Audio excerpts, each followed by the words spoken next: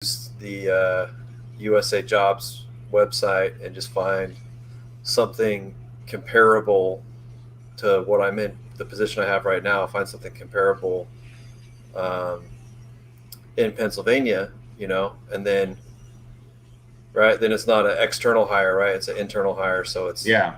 blah blah blah. Um, but that is not proving as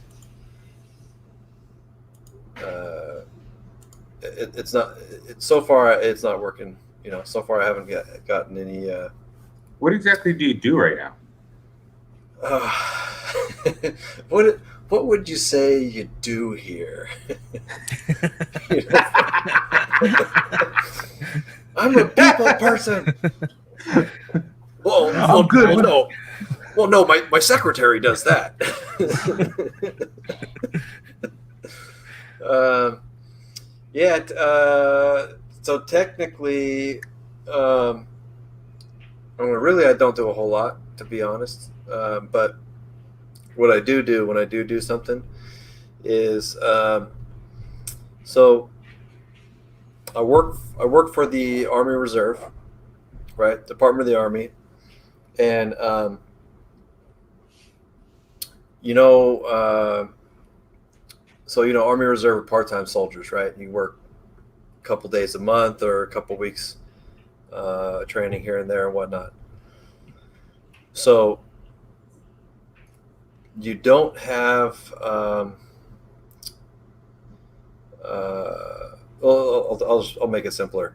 When somebody gets hurt, when somebody gets injured in the Army Reserve, there's a fat stack of paperwork that needs to be done because they don't have like normal, regular insurance. You don't have normal, regular insurance through the Army Reserve, so it's kind of like a workers' comp claim on crack, essentially. Oh, wow. So I'm part of that bureaucratic chain.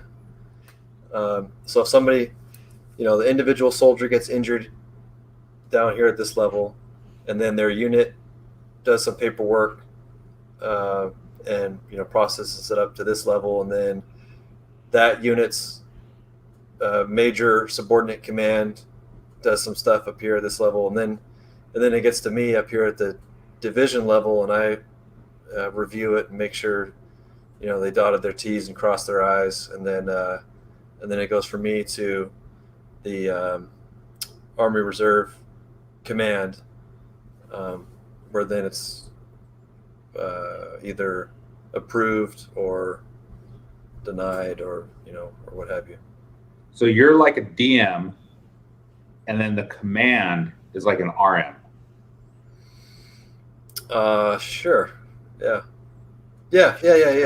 Like, so the regular associate gets injured, their store puts together the paperwork, Kicks it up to the DM. Yeah, and then I got to look at it before I send it over to Dean Atkins.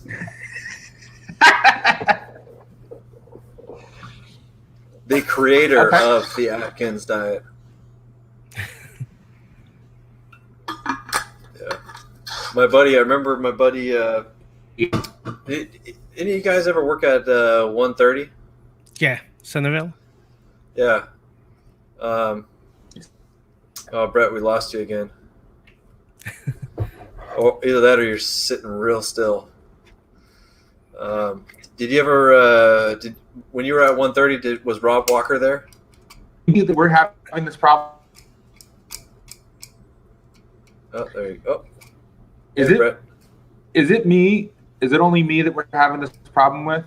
It's just you. Yeah. Yeah. Well, this neighborhood was established in 1886, and the cables underground were laid in 1890. So they're not the best. No, because there's, I live in a nice neighborhood, and there's a lot of fucking people working from home, and they're all fucking drawing on the same internet. Yeah. Uh-huh. I mean, we're the outlier in this neighborhood where we have AT&T, but most people have Comcast. But the lovely Dorothy Sloan, hates Comcast more than anything in the world. I Yeah. totally understand that. Our neighbor's internet gets her internet gets disconnected when planes fly over us, and the airport's around the corner. Yeah. So, but knock on wood, Must be the AT&T. chemtrails. Yeah, exactly. There's little gnats with that come down to everybody's house. Yeah. 100%.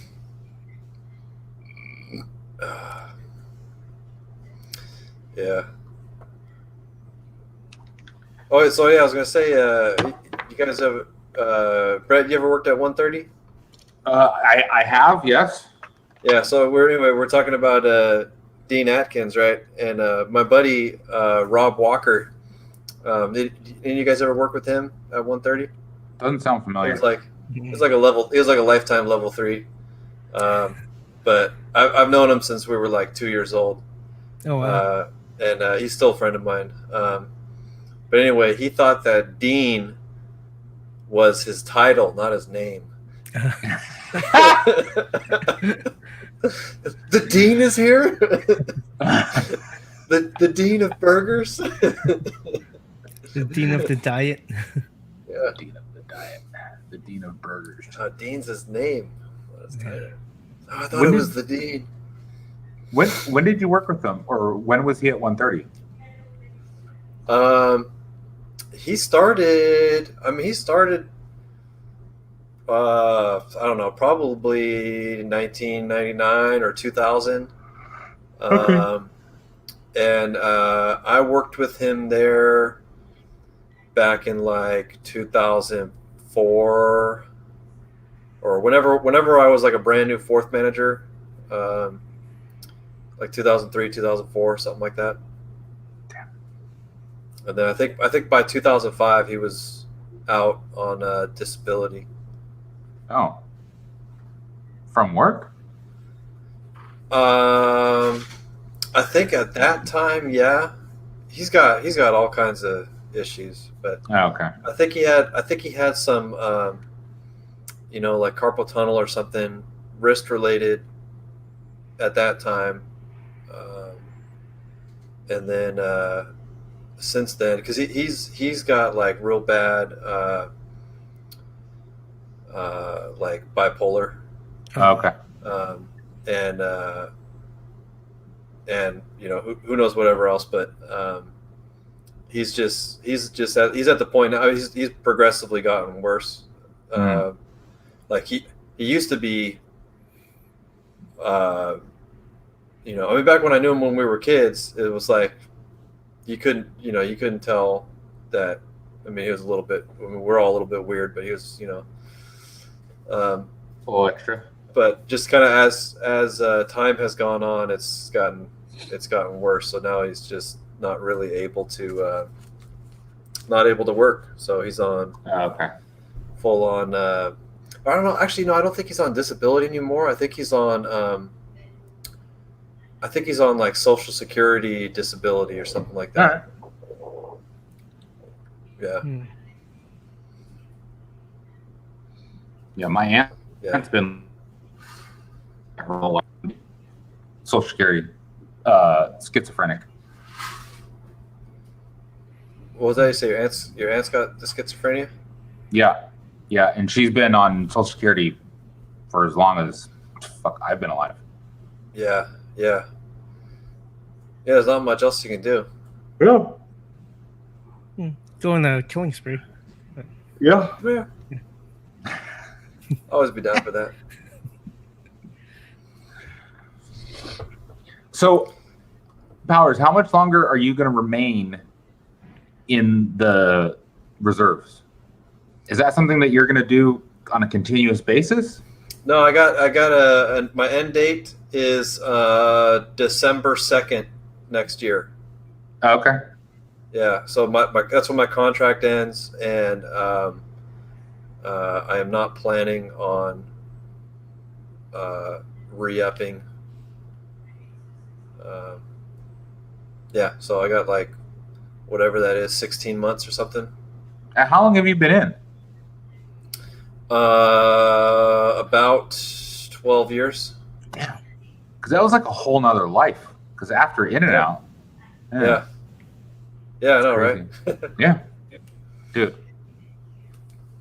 You don't want to get yeah, to it's- 20 years and get the benefits. No, it's I looked into it, I did the math on it. And mainly the biggest thing is my wife and I want to start having kids. And I don't want to, I don't want to get deployed Yeah. when we've got like A a baby newborn. on the way or like little Yeah. kids, so yeah. Yeah, because that would, what's interesting when I hear, you ever listen to Cleared Hot with Andy Stumpf? Mm-mm. He's a former Navy SEAL, and when he talks about it, he always refers to it as my former job and my former employer. Yeah, nice. But he talks about going off on a tour, when the wife's like 9 months pregnant and coming back when the kid's like X amount old, and then he's got to go right back, and yeah, no, that's got to be tough. Yeah, that actually, so tangentially, that so that part where you said he refers to the military as his former employer, right? Yeah. His old job, his former employer. It's reminded me of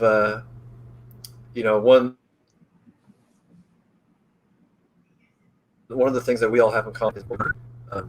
And I mean, like In and Out was my first real job, and I remember we'd always call it the company, like, oh, working for the company, blah blah blah, and I don't remember exactly where it was, but there was one point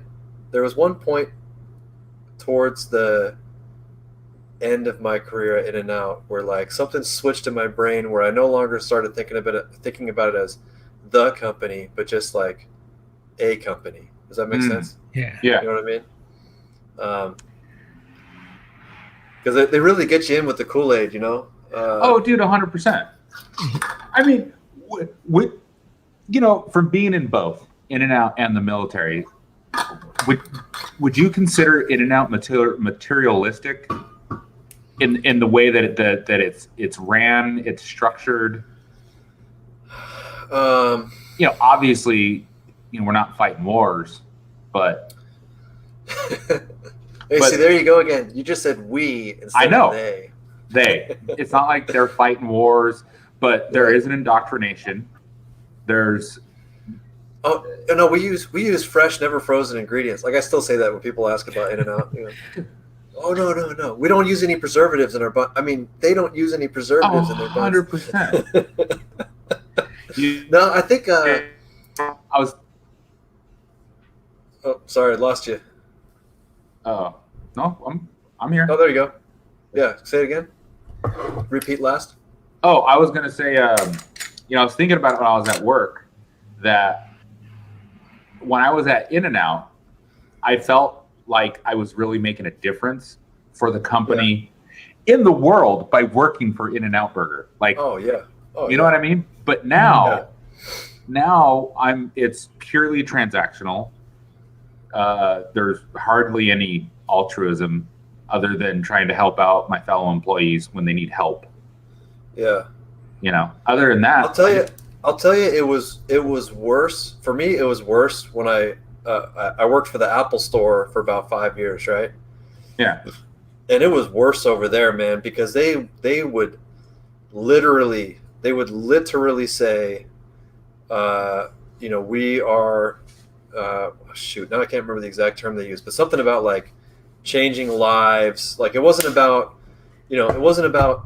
helping this rich Palo Alto middle-aged woman find the right $3,000 laptop to buy. It was about like improving lives or something like that. They had some I can't remember the exact term now, but like that's literally what they believed was. And I'm like, no, you're not. Oh, it was enriching lives. That's the term. I was like, you're not enriching anybody's life. You're helping them. You're helping them buy a new smartphone, which, arguably is making their life worse. Like you might be enriching their life if you got them a flip phone. That might enrich their life. But like, I mean, come on. How is upgrading from their, whatever, upgrading their iMac, how is that enriching their life? But yeah, I don't know. In-N-Out. I guess there are some there's some comparisons in the grooming standards for sure. Yeah. The grooming standards at In-N-Out very closely. They definitely come from. They're definitely based on some military grooming standards. I don't know the late great Harry Snyder's military history. Well, he was what was it, Merchant Marines or something like that, and she was fucking. I don't even know what that is. She was like a something. Merchant Marine is someone that just works on the boat, right? Yeah, I mean, you're not even part of the military, right? You just you just have a gun on a boat that has cargo on it, and you shoot pirates or something. I don't think they even carry guns. It's just that would be fun, just, to be honest. working on a boat, Yeah. I think that's what they're called. Of course, Wikipedia has nothing on Harry Snyder. 2 paragraphs. Come on. Right? Really? I gotta get that book again. We gotta fill this thing out. We gotta put in all the made up stories that. We gotta make up some. Dude, we can watch. We gotta ask Mike Wolf. After inventing the internet.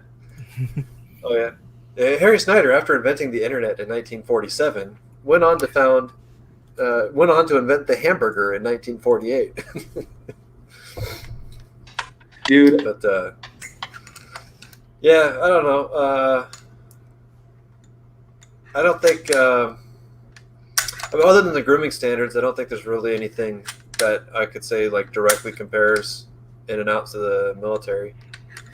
Okay.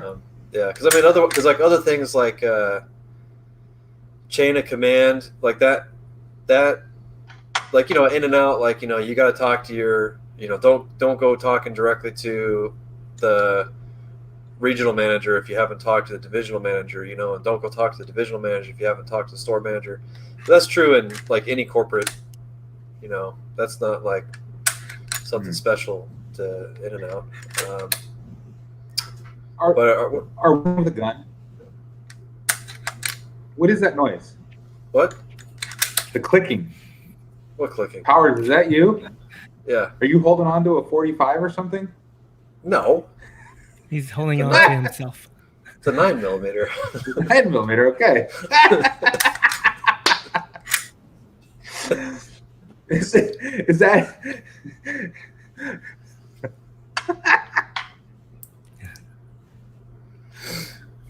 Nice. Well, it sounded like it. Yeah. I'm like, nice.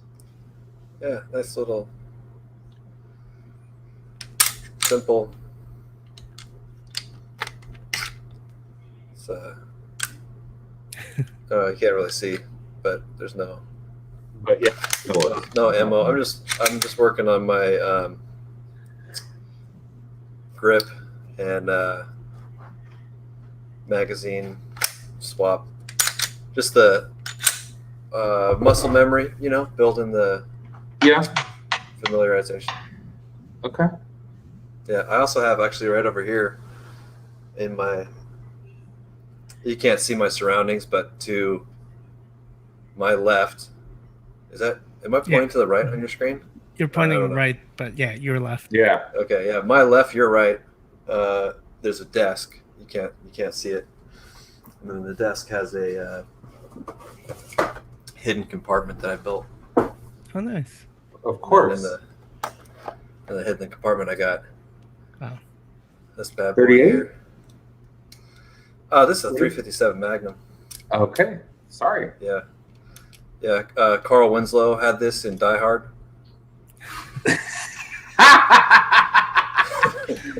Wait, no. His name was actually Powell. Wasn't he Officer Powell? I think Was it so. Officer Powell? I think so. I think so. I think you're right. Carl Winslow. Hold on, I'm gonna get some definitive answers here. He totally I- got I typecast. don't know his, He totally got typecast as a black cop. I'm gonna tell you that. Yeah. He's never done any other roles.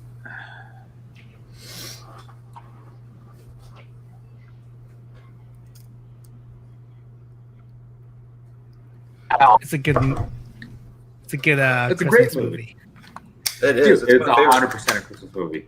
It's my favorite Christmas movie. Yeah. Actually, know I don't that- know. Jingle All the Way is pretty good too. You know, did you ever see that? I think it's on Netflix on how certain movies got made. Die Hard almost didn't get made. Didn't get Really? made. Like, yeah, like it was kind of like people were upset when Bruce Willis was attached to it because all he had done prior was moonlighting. So he was a sitcom star. He was just a dude. Yeah, yeah. He was not an action. He was not an action guy. Yeah, Wow. And like the movie was based off a book, and then the guy that wrote the screenplay was like totally just kicked out. They rewrote the whole thing, found a director, and like then found Willis, and then tried to put it together, and then now it's this thing that's part of the American lexicon till the end of time, Yeah. till the dinosaurs come back. Hans Gruber. Hans Yeah. Gruber. Yeah. Nakatomi Plaza. Nakatomi. One of my favorite scenes in that movie is when Bruce Willis, I think he's looking for the detonators, and he meets Hans, but Hans pretends to be Bill. Oh yeah. Bill Clay. Oh yeah, yeah. On the roof. He's Yeah. like On using the a roof. different accent. Hey, Yeah.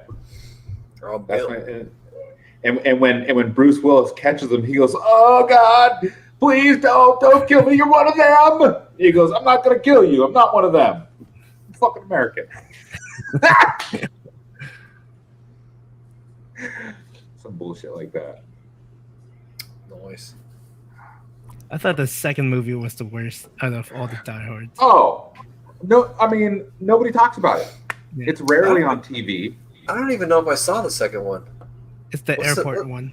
Yeah, Oh like, yeah, Minnesota. Yes. Yeah. some I think bullshit. I- Like meta.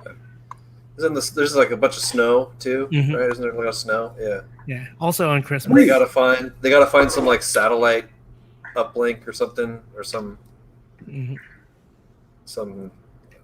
airport communication thing. I don't know. Yeah, that one was dumb. You know what's interesting is fucking Hal Oh, you John found- was in the sequel as well. Who? You say Carl Winslow was in the sequel? Yes, Nice. Was he? I don't remember that. Wow. I just looked it up. It's on Wikipedia, so it's true. Hmm. Yeah. So backtrack a little bit. Why are you moving to Pennsylvania, Powers?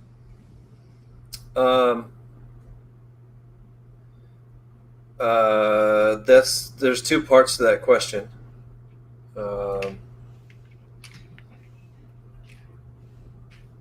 The first part would be why are we leaving California, and the second part would be why Pennsylvania as you know, as opposed to some other state. You still there? Uh-oh. He froze. I can hear you. Okay. Can you hear me? Okay. Yeah. Yeah, I can hear Can you. you hear me now? Okay. Yeah. So we're leaving California for I think obvious reasons. Taxes are too damn high. Yeah. The state's a shit show. And Cost just of way living. can't buy a house out here. Way too communist. Bro. When I So, build the compound, you can come back. Yeah. I need security. Yeah, not for real. So anyway, but then, so I've been wanting to move. I've been wanting to move for a while. So anyway, we want to start having kids, and we want to do that on a single income instead of both of us working, right? Okay. So that's not realistic here in California. Not realistic. But we can do that in almost any other, in like 46 of the other states, right? Okay. So that's the main reason why we're leaving. And then Pennsylvania was the only state that my wife would consider. So that kind of narrowed it down. Does she have family out there? No, that's, it's just funnily enough. But she has, she lived out there for a bit and knows some folks. She has some friends out there that have a farm, like a sustainable farm, like a hippie farm. Yeah. And well, I call it a hippie farm. It's not a hippie farm. Yeah. But It's homesteading. yeah. But anyway, bunch of hippies out there on their farm with their tie-dye shirts. I'm coming to visit. Well, you fit right in, but Perfect. yeah. But no. Anyway, so she knows some folks out there, and that was that was where she would feel comfortable moving. Okay. So that narrowed it down. I was like, all right, guess we're going to Pennsylvania. Nice. Whereabouts? And they got great gun laws out there, and better taxes, and you can get a house out there for like $48. 38? Oh, 48. Yeah, 38 is $48. kind of low. Nice. Yeah, like 48 bucks, you can get like a 16-bedroom house. Perfect. So yeah. But whereabouts did you say? Where in Pennsylvania? We're looking. Oops, what did I just do? We're looking at the greater Harrisburg area. So you've got Philadelphia is on the coast. Pittsburgh is the farthest west, and Harrisburg is in the middle. Harrisburg is also the capital. Is it? Yeah. Oh, so you're right on the river. Yeah. I had to Google it.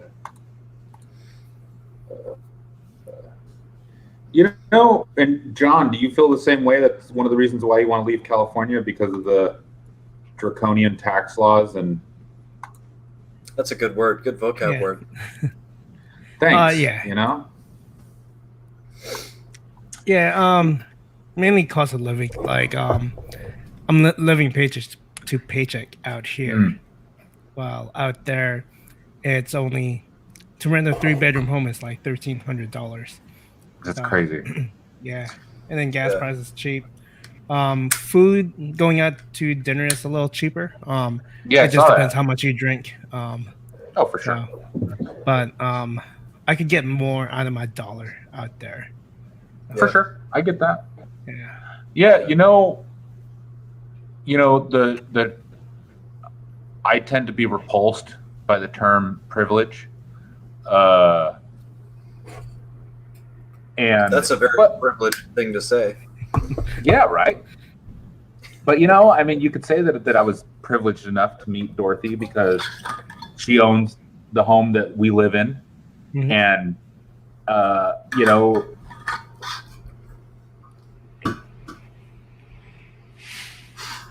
I'm privileged to get paid a decent salary, and she makes a really good salary. And you know what the fucking craziest thing is? In the middle of this fucking pandemic, like, it's my best year financially ever, like eclipsing anything I ever did in and out. Oh wow. But because, like, dude, when I hit my peak at In-N-Out in 2006. I took a 66% pay cut when I left, and I went and did WFG, and then I just went back up. But Can I interrupt you for a second and ask you a question? yeah. Are those are you looking at like nominal, like dollar amount, or are you looking at like adjusted for inflation from that back in that, your 2006 salary adjusted for inflation compared to today's? I don't know if you heard me. I can't hear you. He's frozen. Yeah. We come. Oh, kind of heard something there, but BBD.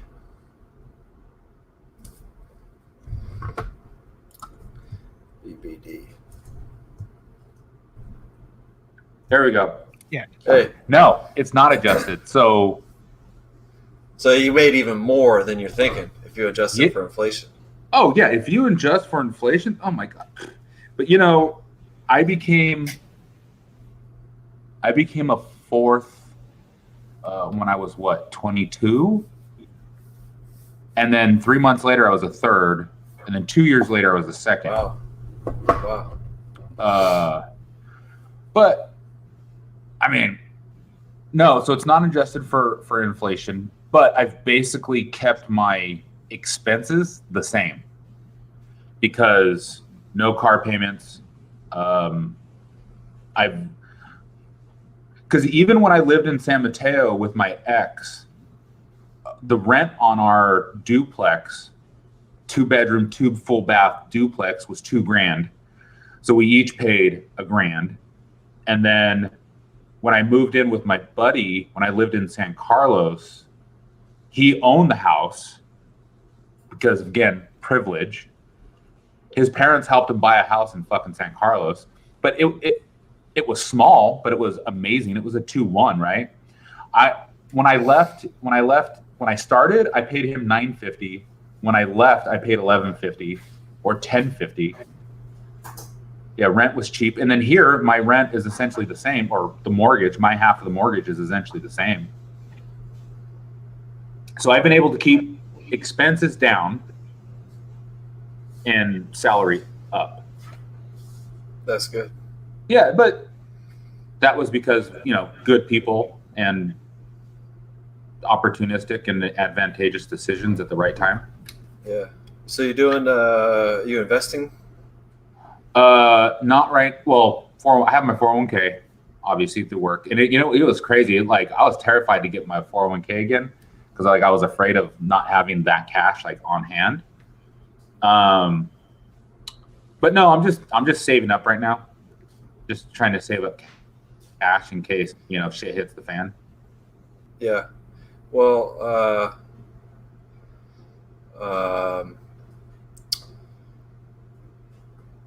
you should do some, if you haven't already, do some research in investing, in stocks and whatnot. Yeah. Because if you're saving money and putting it in a savings account, you're not getting any return on that investment. Yeah.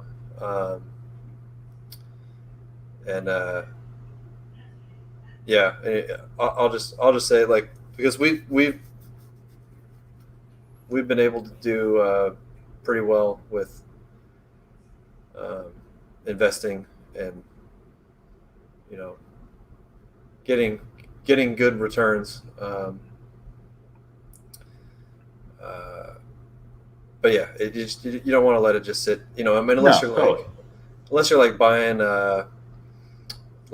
gold coins or something and building a swimming pool. No, that's cool. That's cool too. Yeah, no. Eventually, that's the plan. But right now, my big plan is to just save the fuck you money in case I lose my job or I say fuck it, I quit. Something happens like that, and then I'm like, okay, well, at least I have some liquid cash. It's here. Yeah. It's available. But yeah, Yeah. Because previously to this year, it was kind of like it was like up and down. Like when my little truck got stolen.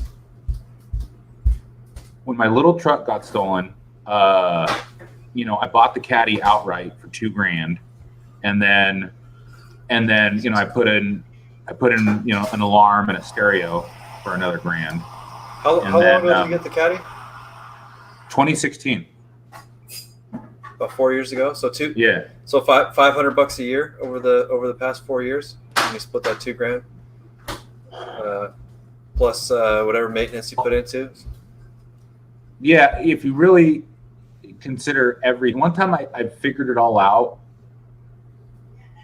Like, it still takes a lot of money to get that. Well, because I paid $2,000 for it. I put in like $700 when I got the stereo and the alarm, and then I put in like $1,100 to fix some issues. Like maybe a few months after I got it. So if you average it out, years, there's still 4 years. It hasn't been cheap. Well, you're still. That's still like maybe $1,000 a year, that's pretty cheap. Yeah, exactly. Yeah. And actual maintenance, yeah, less than 1,000. Because now my buddy and we do all the work. Yeah. Yeah, my no, buddy Rick. I'm talking like total cost of ownership over the course of the 4 years. So anyway, sorry, I interrupted your story. Minus gas. Please. Yeah, not counting gas. Yeah.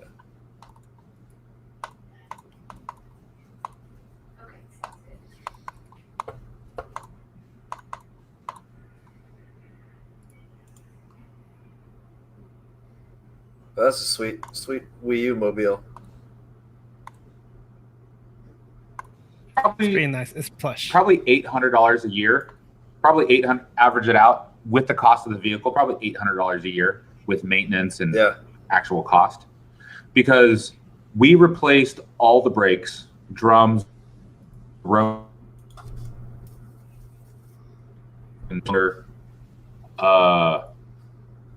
and I think that cost me like $600, and I got quoted $1,500 or $1,400. It's a fine ride as long as it's maintained, but it's just a bitch to work on. But well, yeah. But anyways, so life's not too bad. I can't complain. I love California. I'm never gonna leave. Yeah, I love the weather, the sights. I hate the tourists. I think the tourist makes it worse, but it comes with the territory. Yeah, I've never seen tourists. Oh, I used to live in the city, so it just. Oh yeah. And then I never go to San Francisco. Any place that's popular, it's just packed. So. Hey, have you ever been to the state of Jefferson? It's beautiful. Oregon? Yeah, Northern California. Yeah, no, it's funny because like Northern California really ends at Redding, right? Like everything between I don't know what would you say? Everything between Gilroy and Redding is Northern California, but then everything between Redding and the Oregon border, that's the state of Jefferson. Nobody wants that. Yeah, that's just trees and bears. But in the parts of eastern Oregon, I think Jefferson goes out to the Central Valley, like Gold Country, like Calaveras County, and then up and over into Oregon, and then all the way to like almost to the coast. But it's just amalgamation of land that they feel California is unconstitutional, so they want to secede, create the state of Jefferson. put it on the ballot.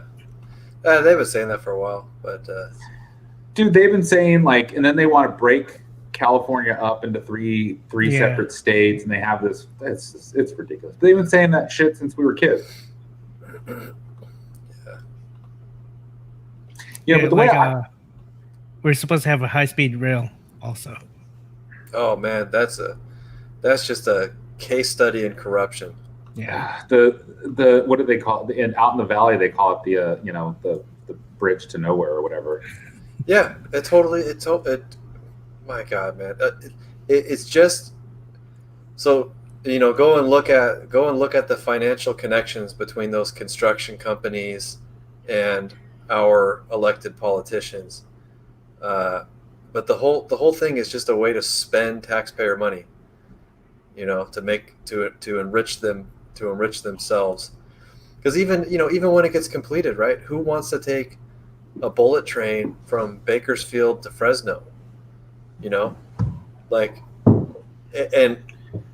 the ticket price on that, in order for them to recoup some of their cost, the ticket price on that is going to be way more than it costs to take Southwest from San Jose directly to LA, or directly to what used to be called the John Wayne Airport, but now it's called the woke cancel culture airport.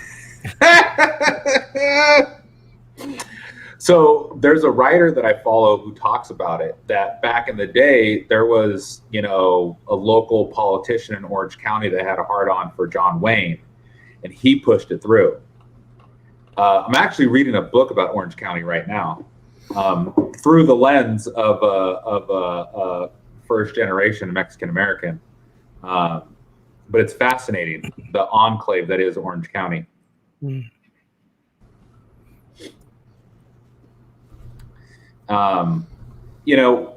One of my things by staying in California, I'm like, somebody's got to stay here to protect it.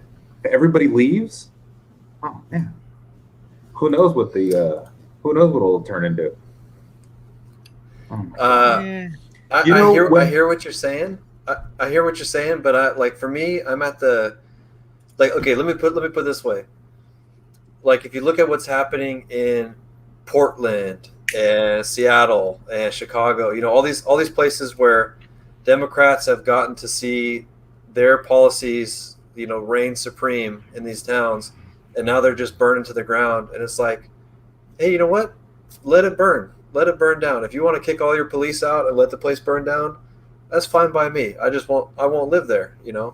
And that's kind of where I'm at right now. Like, if California wants to tax the crap out of everybody, oh my God, and let people poop in the streets and do this, that, and the other, like, hey, if that's what you want to do, then go right ahead. But I don't want to be a part of that. Whenever there's a tax increase on the ballot, like, on the state or the local level, I vote against it. I'm like, what are you doing with the money you already have? Exactly. You're exactly right. But what pisses me off, I'm sure you've noticed this, but the last few election cycles, have you noticed how they strangely word the ballot measures? So it's like a double freaking negative. So it basically, do you not want to yes, increase your no taxes? And it's like wait, which one do I vote yes or do I vote no? If I don't want the taxes, so I vote yes, or I do want the tax.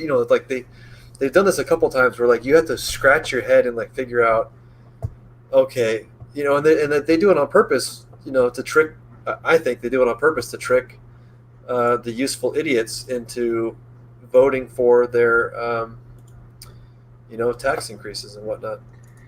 Yeah, For their pay raises. Yeah. One of the things that I sarcastically say very often is the two most important things in life: money and property. And that's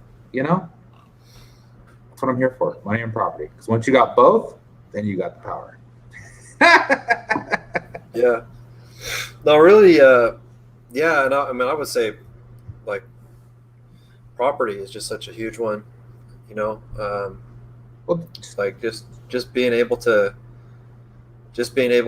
not, to have your mortgage paid off, to be free and clear on some, land where then, like, hey, you don't even, you don't even need to work anymore, unless you want to eat. But, like, that, which, American dream kind of thing, right? Like, yeah. Anyway. Yeah, it's just pretty. It's really interesting, and it's really interesting when you get outside of California and you kind of see how things operate. Which, like I said, I'm in a good position, when it comes to be able to go and check things out, but still stay here in California. I love California.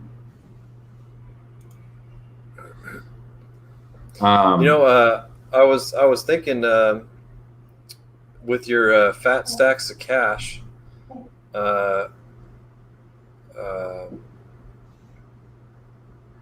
might be I don't know how closely, I don't know you and Dorothy's financial terms of agreement, but paying down the mortgage would be a smart investment if that was something you guys were doing a joint venture on. But yeah, it's not something that's been brought up. I mean, I don't understand all that, and where it would be more advantageous to do or do not. Yeah. I recommend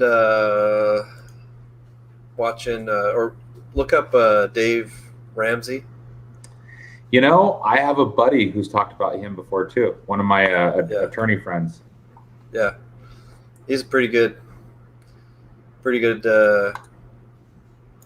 wisdom there.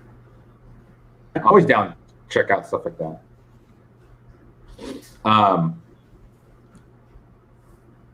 Yeah, but here's the one thing I like about California, and here's why I think that. Well, I heard this on a podcast. I can't remember where, but maybe in Portland and Seattle, because they don't have the fucking sun like we do, that they're a little more depressed, and that's why they're all fucking irritated with life. Maybe, yeah. Because when I look at Portland, and when I look at Portland, and I follow a lot of, I see all those riots that are actually happening, and people call them, and then they're called mostly peaceful protests. Peaceful protests. If there's a ton of, fires, graffiti, looting, smashing, grabbing, I wouldn't call that peaceful. Right. It's almost as if the mainstream media is biased in some way. It's all about winning hearts and minds, because well, it's like you're enriching somebody's life. Yeah, dude, that's stellar marketing. Dude, no, I'll tell you. Part of my Army background, part of my Army resume, I was in a unit that does. I was in a unit which their focus was information operations, so information operations, that includes like psychological operations and civil affairs and other type of stuff like that. But anyway, it's how you manipulate the flow of information on the battlefield. You can do that to either confuse the enemy or misdirect the enemy, but you can also do it to sway public opinion or foreign relations and so on and so forth. But yeah, dude, this whole year has been like just a textbook information operations campaign. Like like everything that's been going on this year has just been like, at least that's the lens I've been seeing things through, is like, wow, this is one big giant psyop. Like I don't know who's pulling the strings or who's behind it. Is it George Soros or what? I don't know, but like it's really clearly like this is a psyop. This is just manipulation of hearts and minds, like you're saying. Yeah, and and it's nothing that hasn't been going on for decades. Like controlling information. Well, this is what we, these are us and these are our friends and this is what we want you to see. And I'm like, and I take the perspective of, okay, there's, all these, sift through the pile of information.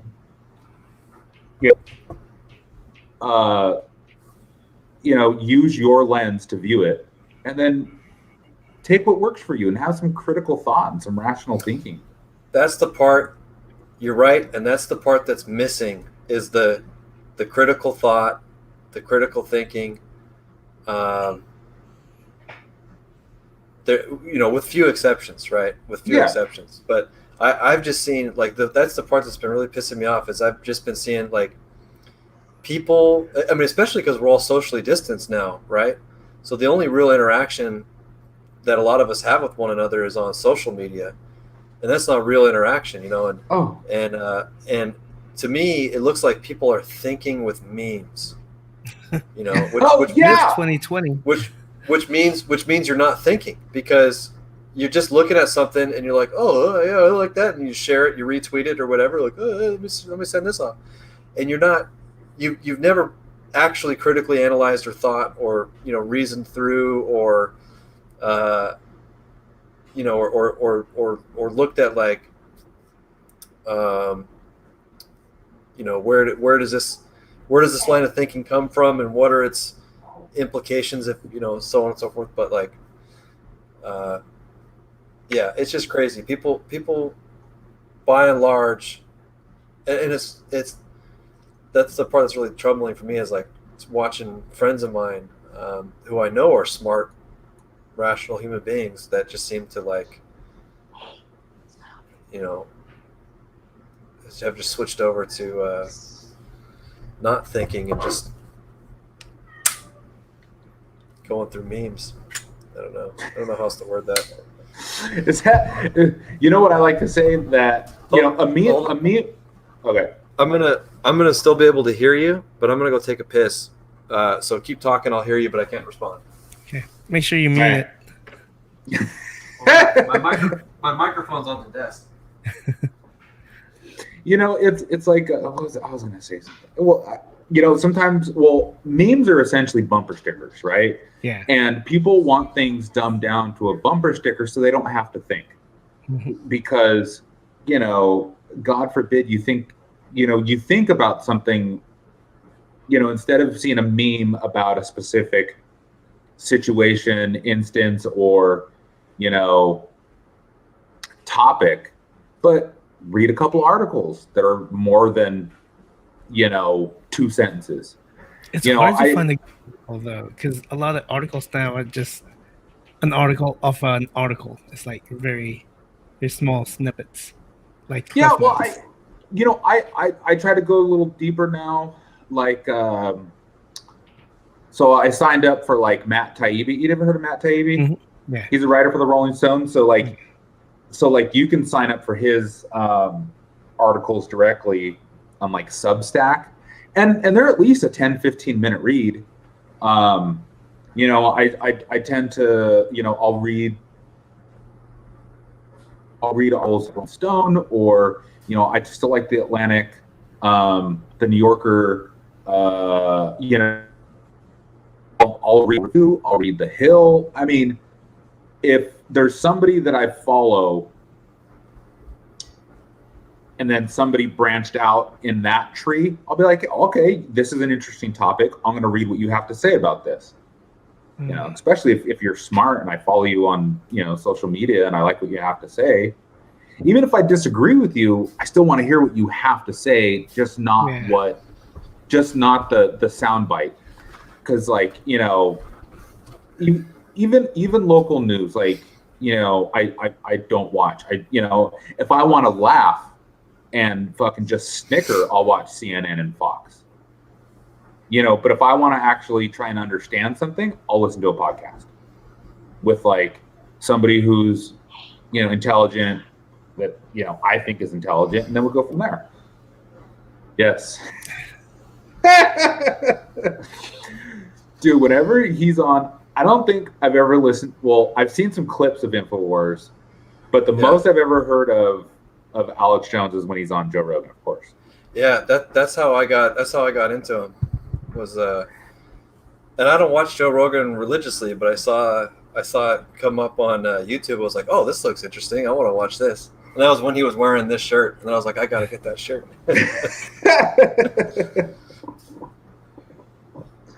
Yeah. Whatchamacallit? Yeah, it's just, I think I had this thought today. It's like, did you guys see this yesterday? See what? See what? I posted about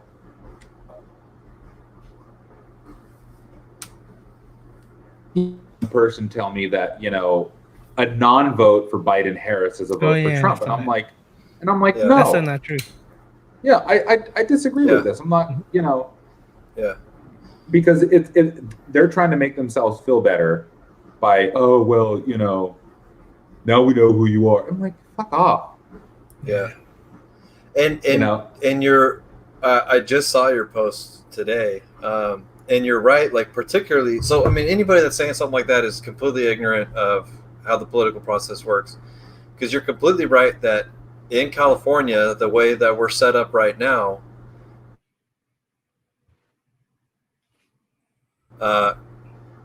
votes are going to go to the Democrat candidate. Yeah, because that's just how we're set up right now in California, So,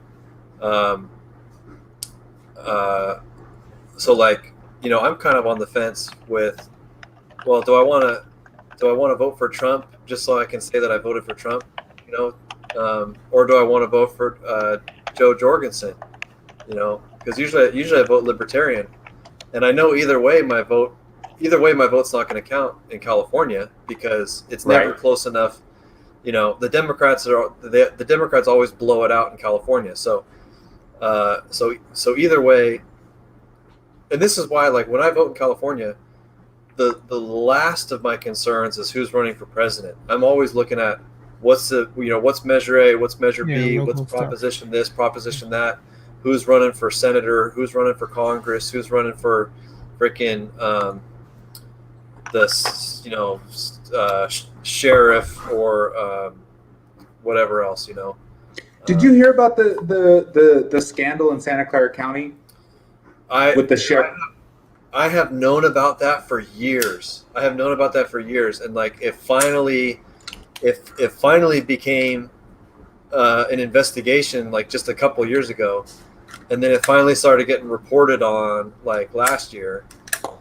But dude, like, because I've been wanting to get a concealed carry permit for a long time, and I've talked to buddies I've talked to multiple friends that are Santa Clara County Sheriff's deputies, and over the years, and they've all said the same thing of, well, you better donate you better have at least $10,000 to donate to Lori Smith's campaign, otherwise you're not going to get one. And I'm like, oh, you're joking, right? Like, nope, that's how it works. That's some shady fucking shit, dog. Yeah. Pay to play. Pay to play. Yeah, I mean,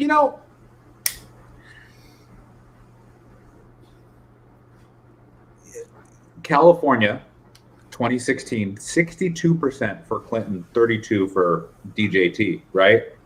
Yeah. Yeah, double. Yeah. Yeah. So yeah, and that's why like I have been for the past couple, I don't know,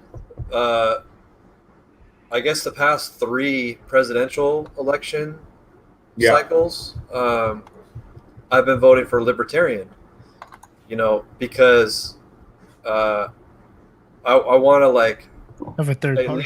I want to at least contribute to maybe maybe the statistics will show that like, oh, there's a growing interest in libertarian candidates. Mhm. That's been my thought. It's like, okay, well, I don't want to vote for the Democrat because invariably don't like the Democrat position. So I don't want to vote for them.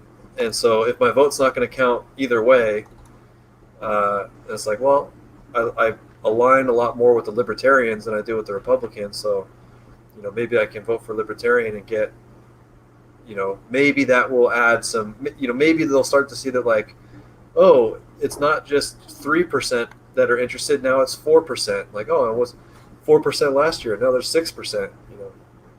I don't know. I don't know what percentage. What percentage of California voted for Jerry question. Johnson? Hold on, let me check it out. Yeah.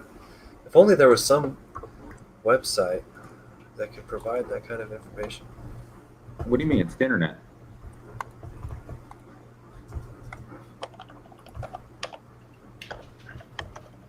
Yeah, and I had this thought like, are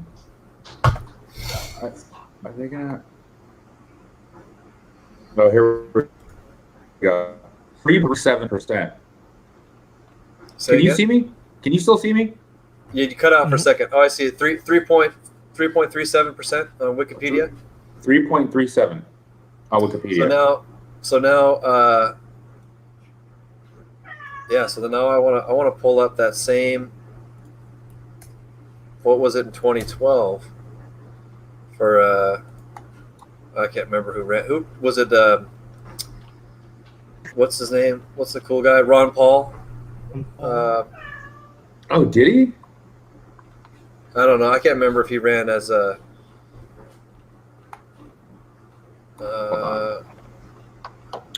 So you're trying to say? Oh no, it was Gary Johnson again. Your question is who was the 2012? No. So check this out. Here's my point. You said 3.37, or Wikipedia said 3.37 voted for Correct. Gary Johnson in the last election cycle in California. 3.37%. Correct. The election cycle previous to that was 1.1%. So that's a 200% increase in people interested in the Libertarian Party in the state of California. So that's what I've been wanting to contribute to, is like making that number, because 1%, who cares about 1%? Like you just ignore that. Yeah. But when it's 3%, and then when 3% turns into 5%, and then it turns into 10%, then it's like, oh, here's a factor, Yeah. You know what's interesting is it doesn't. So you're saying, why? Oh, here we go. Yeah, you're right. 1.1%. Yeah. Damn. Okay. You know what's one of the things that I was thinking of too? It's Ken Burns and his, all his documentaries on PBS. He did one on women's suffrage. What was her name? Fucking. The ladies that started the women's suffrage.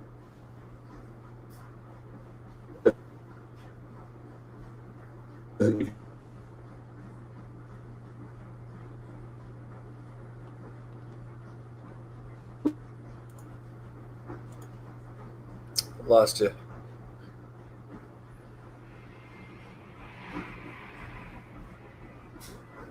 Surf the internet. Hello? What were you saying about women's suffrage? Hold on. Are we going to get there? So the two women who led the charge, who held protests, who did all the things in like the 1800s, the late 1800s that you're not supposed to do,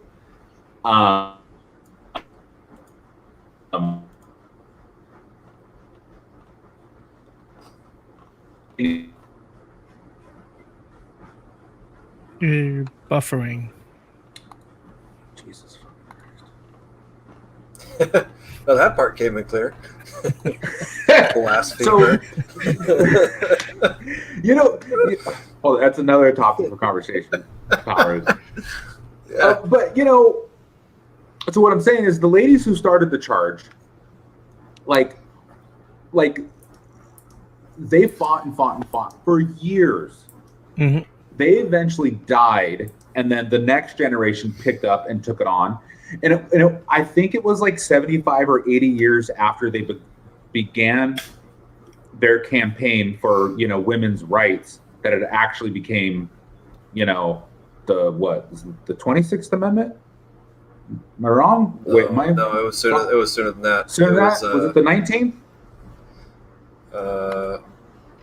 That sounds more correct.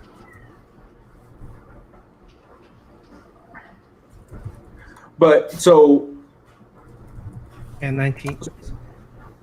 it's gonna take another 100 fucking years for a third party. For what? A third party. Oh yeah. You're right. And the fact that I got was, we need to get Donald Trump out of office.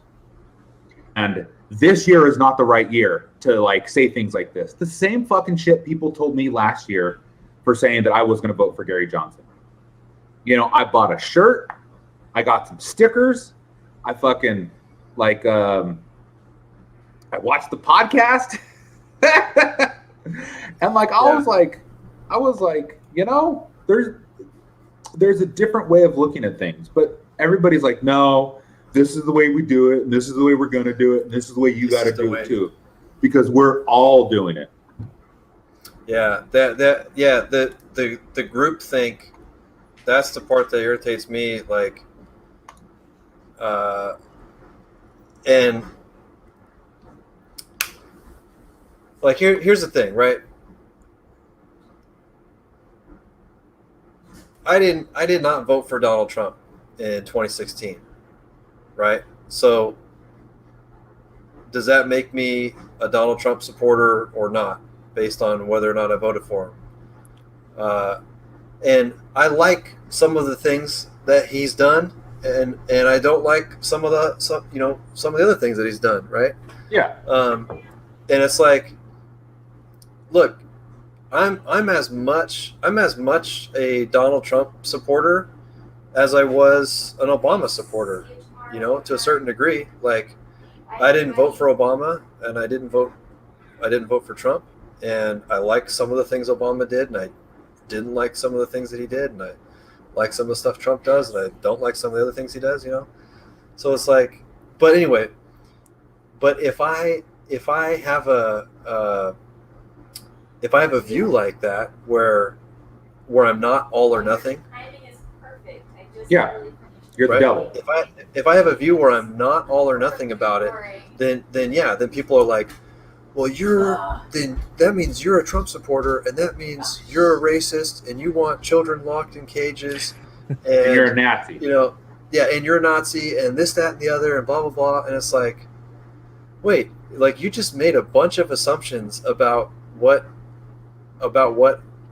views I have based on what? Based on because I said that this one thing over here that Trump did was good?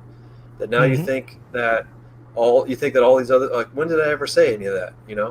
Just because you said you voted for Trump. I didn't even vote for Trump.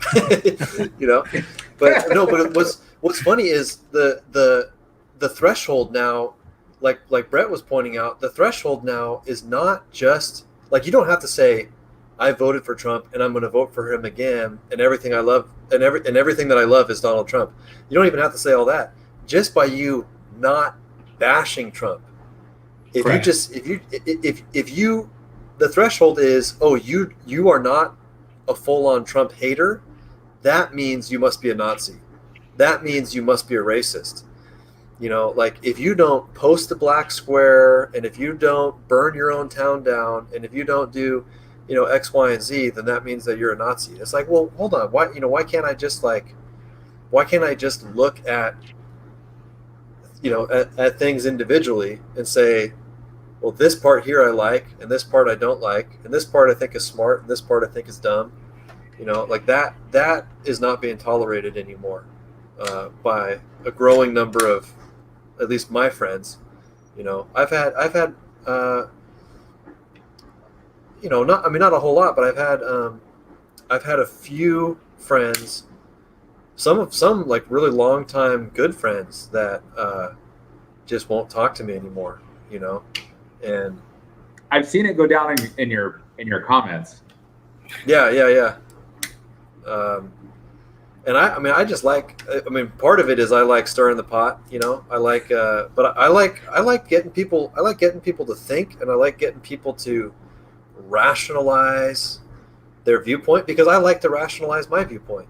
I like to think through what it is that I believe, and I like to have other people think through what it is that they believe, and like let those ideas kind of bash it out. But social media is not the best venue for that. It just turns into a shit show real quick. But There we go. You're back. hey, Brett. It's entertaining though. Yeah. But But yeah, it just sucks. I don't like the polarization, or division, right? But Yeah, you know, things you are know, either I- black all or or white. nothing. yeah, and I think that it's like people think that they're being, by being intolerant, that it's like they're confirmed. What am I using the word righteous indignation?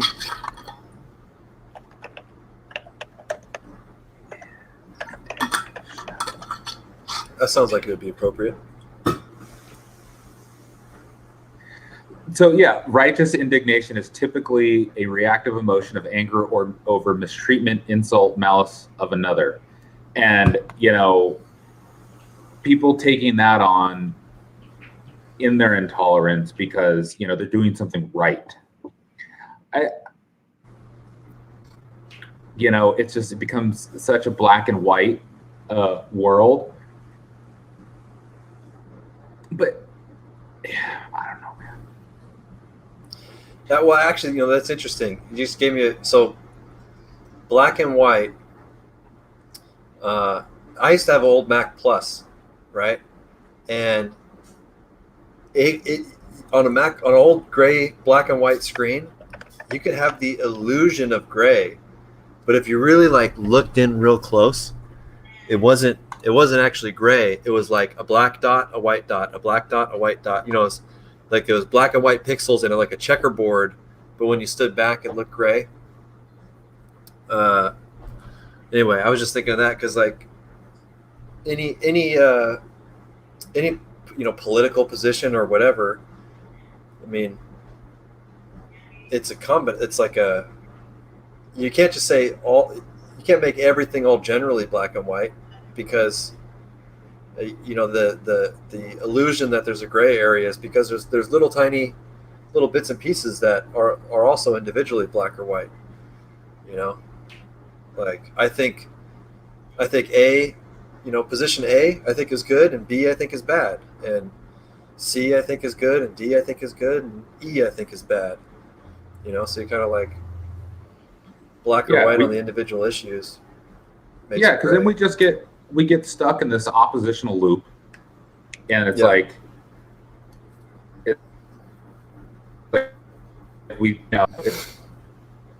like there's a must win, where it's really it's in between the lines, really. That's part of the psyop from my perspective. That's part of the psyop because human,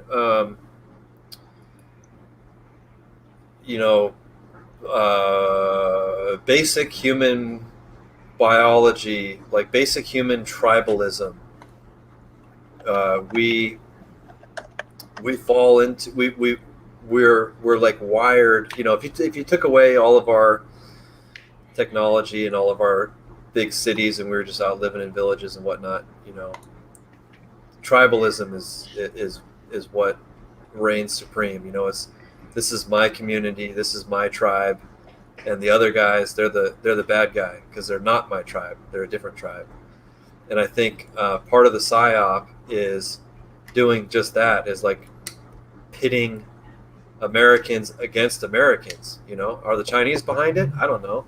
You know, is George Soros behind it? I don't know, but there's really clearly like a pitting of us versus them, in like every category. You know, it's like the white people are against the black people, the billionaires are against the working class, the the heterosexuals are against the transsexuals, everybody's got the Republicans are against the Democrats, whatever, like In-N-Out Burgers are against the Five Guyers. It's the Whataburger people that I really hate. It's those Whataburger clowns. They have no idea what they're talking about. Absolutely no idea. Man, I had a Whataburger, and that was like, this is like Burger King comparatively. Really? It tasted like it tasted like a Whopper. It tasted like, okay, imagine you've had a Whopper, right? I mean, maybe it's been a few years, but start with a Whopper. Imagine you have a Whopper, but get rid of the mayonnaise and instead put mustard, just a shit ton of mustard, no mayonnaise. That's your Whataburger. Basically, that's it. Really? Five Guys, yeah. Five Guys, I'm like okay with. Five Guys is pretty good, and they got a lot of if you want to put a lot of crazy shit on your burger, like I want to have mushrooms and onions and bacon and all this, that, and the other. Five Guys burgers are pretty good. They're just way overpriced. Mm-hmm. I'd rather go to In-N-Out Burger twice than go to Five Guys once. But having said that, every once in a while I'm like, oh, I'm kind of feeling a Five Guys. I think I'll stop by. But yeah, Whataburger. I don't ever crave. Man. You don't crave Five Guys?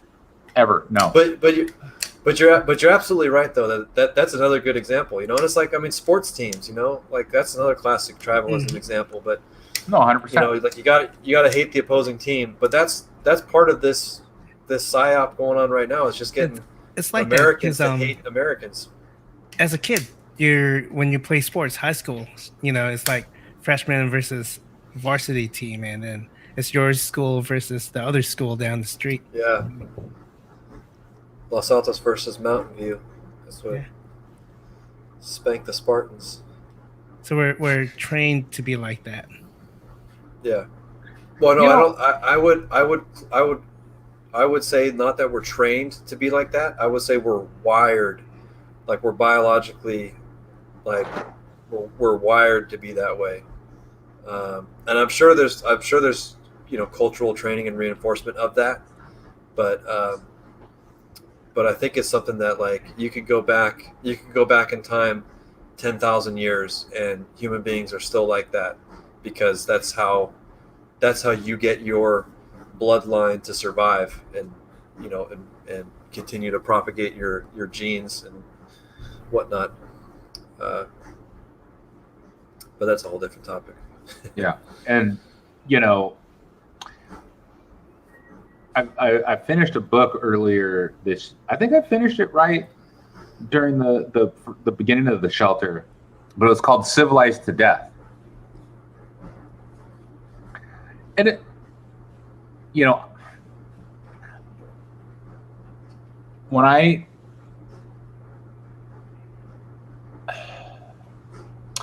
you talk about biology, I don't know a lot about it, but yeah, like, as hunters and gatherers, we were in our own little tribes. We were far apart from everybody else, but yeah, your basic idea was to reproduce, right? Yeah. I don't know. I'm just thinking out loud right now. But yeah, and then that. Oh, go ahead. Sorry. So society at large, and then civilization, I think is alien to humans, but we accept it because we've been doing it for so long. And it's like, I don't know, man. It's like I feel like we're just pawns in a game. Yeah. I think that's the name of a book also. Probably. That sounds a lot like Rousseau, I think, that French philosopher. The Social Contract. He had the idea of the noble savage, and like Yes. basically that him and other philosophers like him had that idea of civilization just makes human beings worse. And if you didn't have laws and rules and this, that, and the other, then we'd all be happy, noble, pleasant, wonderful savages living in the wilderness, living off the land or whatever, which I don't think is correct. But yeah, there's definitely if your civilization, if your culture or the people in charge are corrupt, then that can definitely have a negative impact on the whole group. Yeah. Or negative influence / negative impact. Which is why the founding fathers saw fit to make sure that we all had guns.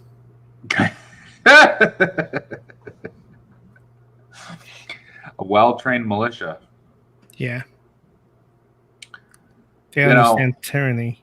So yeah. The right of the people shall not be infringed. Yeah. Yeah, man. It's just, and it's crazy to think that we're still operating under modern day interpretations of the Constitution that was written, over 200 years ago. But we just keep interpreting it, and then, whoever is in power chooses who they want to interpret it. I disagree with you on that. Okay. Because you have, and Brett, I know that you have read the Constitution. I have once or twice. You're one of the few people. Yeah, you're one of the few people that's actually done that in America. The Constitution is not a very long document. No. Like if you printed it out on your printer, it would be like what, 10 pages or something. It's not. Yeah, it would take probably, right? And then you look at something today like, Obamacare, for example. That was like 800 pages. Yeah. Right. You know what I'm saying? So, so my point, and this is, I think, here's some of my libertarian viewpoints shining through. Like, if you go back to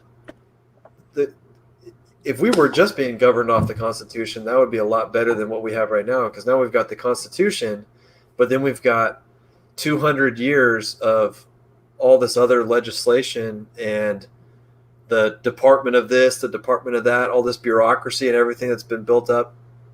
And the federal government has just ballooned up, and the state governments have just ballooned up. I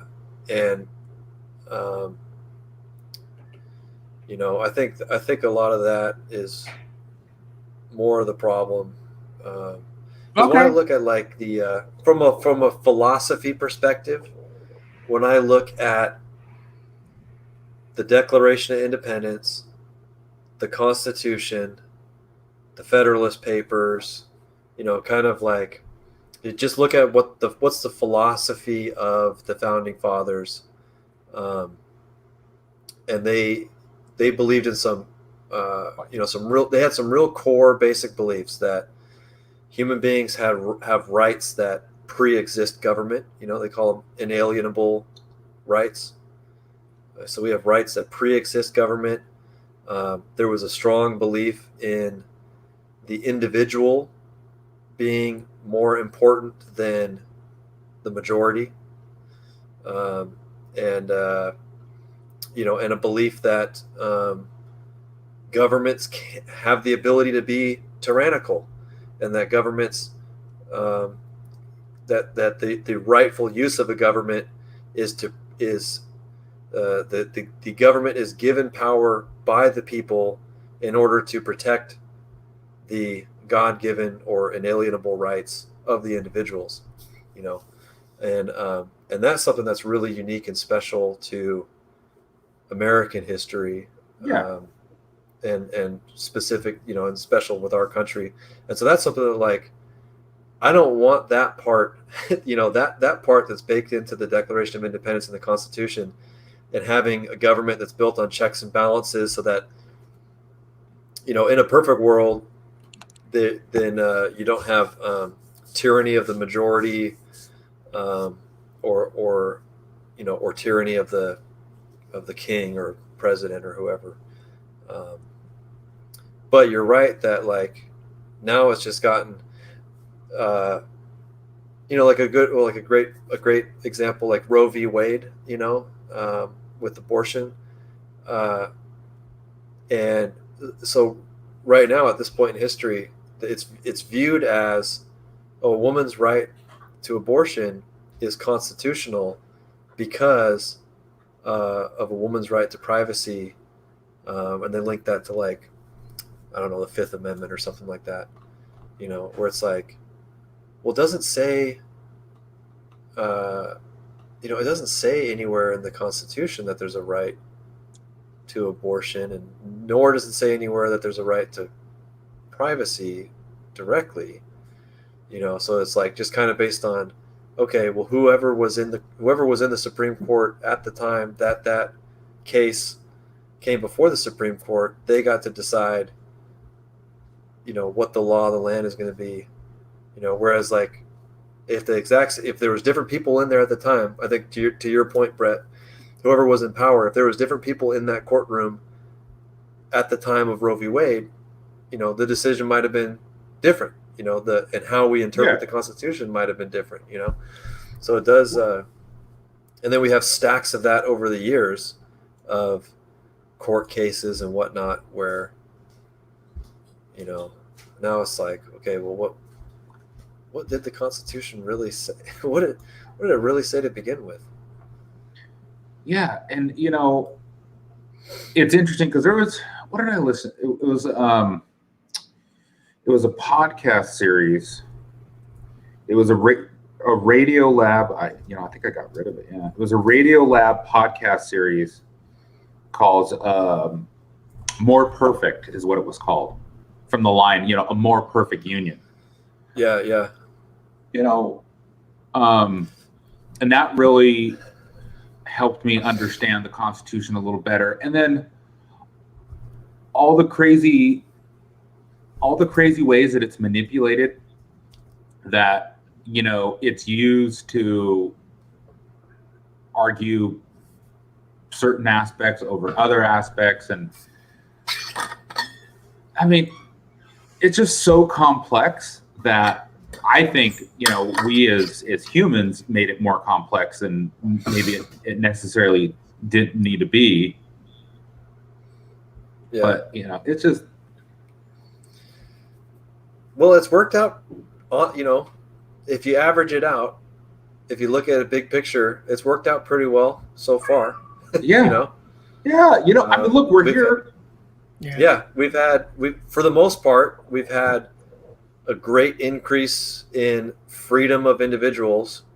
Yeah. Because, I mean, if you look at human history, right, man, if you look at human history, there's a lot of wonderful opportunities for one group of human beings to grab another group of human beings that think differently or look differently or act differently or worship differently, and put them in a boxcar and send them up to be killed or imprisoned or like, what have you, dude. Like, do you know what's a trip that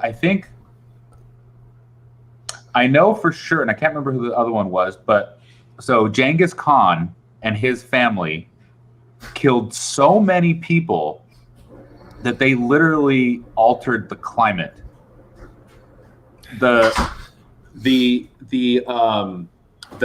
estimates range from 10 to 20 million on the extreme low conservative estimate, and 70 to 80 million people on the high estimate. Probably falls somewhere in between. And at one point, they had a mountain of bones that was so gigantic that when people rode up to it, they literally thought it was a snow-covered mountain. But it was a pile of bones. Yeah. And I think there's another one when they talk about maybe it was, when smallpox and other diseases wiped out in the indigenous Americans, there was another, shift in the climate because, such a large mass of humans no longer existed.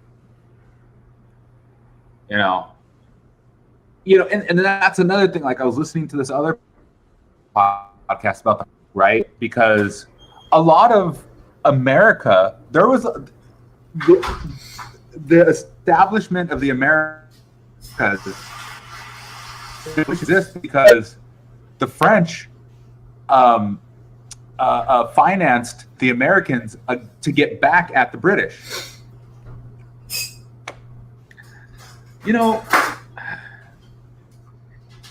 And then what was it? It was in the late 1700s in like Europe. There was like the little ice age.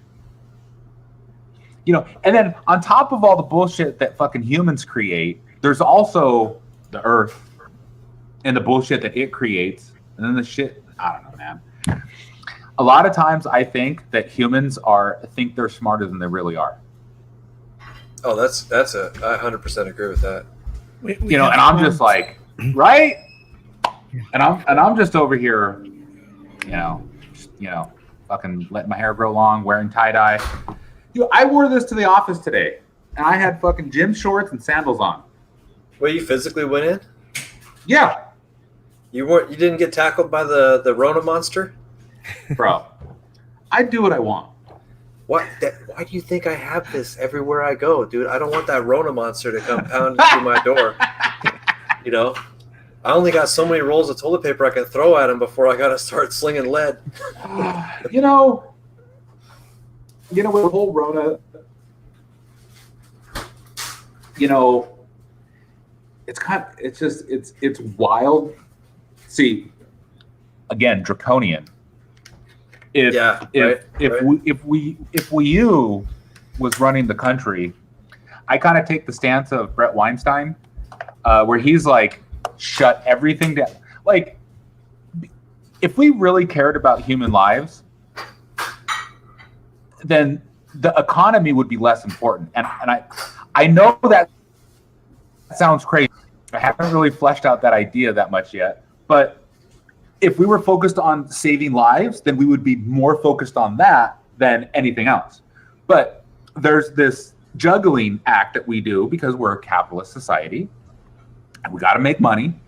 And, rich people got to get richer. And, people got to work and put food on their, families' plates and all that good shit. But at the expense of, I had this thought the other day. I'll just spit it out. Basically, we should have fucking locked down everything. And the government should have been in a position where they could have been, okay, look, we know this sucks. Here's some help. We're going to fucking ride this shit out. Nobody goes anywhere. Stay in your fucking house. Nobody. Yeah. And then it blows over and we go back to business. I don't know. But we're Americans. Yeah, we're Americans. We won't be told what to do. So I'm more. Here's my thought on it.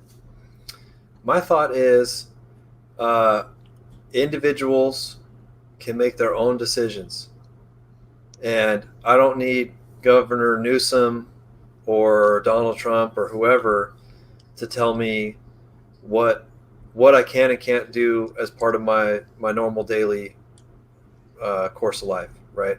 Okay. As long as I'm not, with obvious restrictions, right? But when it comes to something like the Corona monster, you put the information out there, you let people know, like, hey, there's a virus. It seems like elderly people and people with pre-existing conditions are more vulnerable than others. If you have symptoms, wear a mask. You don't want, so you're not coughing your germ molecules on people, blah, blah, blah. And then, let people do what they want to do. Let people go, okay, hey, there's the information. I've got elderly parents that live with me. Like, okay, maybe it's better if I shelter in place. you know, whereas like the kid who's 20 years old, no health issues, you know, maybe they keep going to work. But but here's the problem, and Brett, let me help you. Let me try, and I don't want to sound arrogant, even though I am, but let me try and help you rationalize the economic side of the equation, because you're right. There's this, and you see in the narrative that, you know, the narrative that's being talked about is, one side is, oh, well, what about the economy? And the other side is like, oh, we have to, you know, what about human lives, right? Yeah.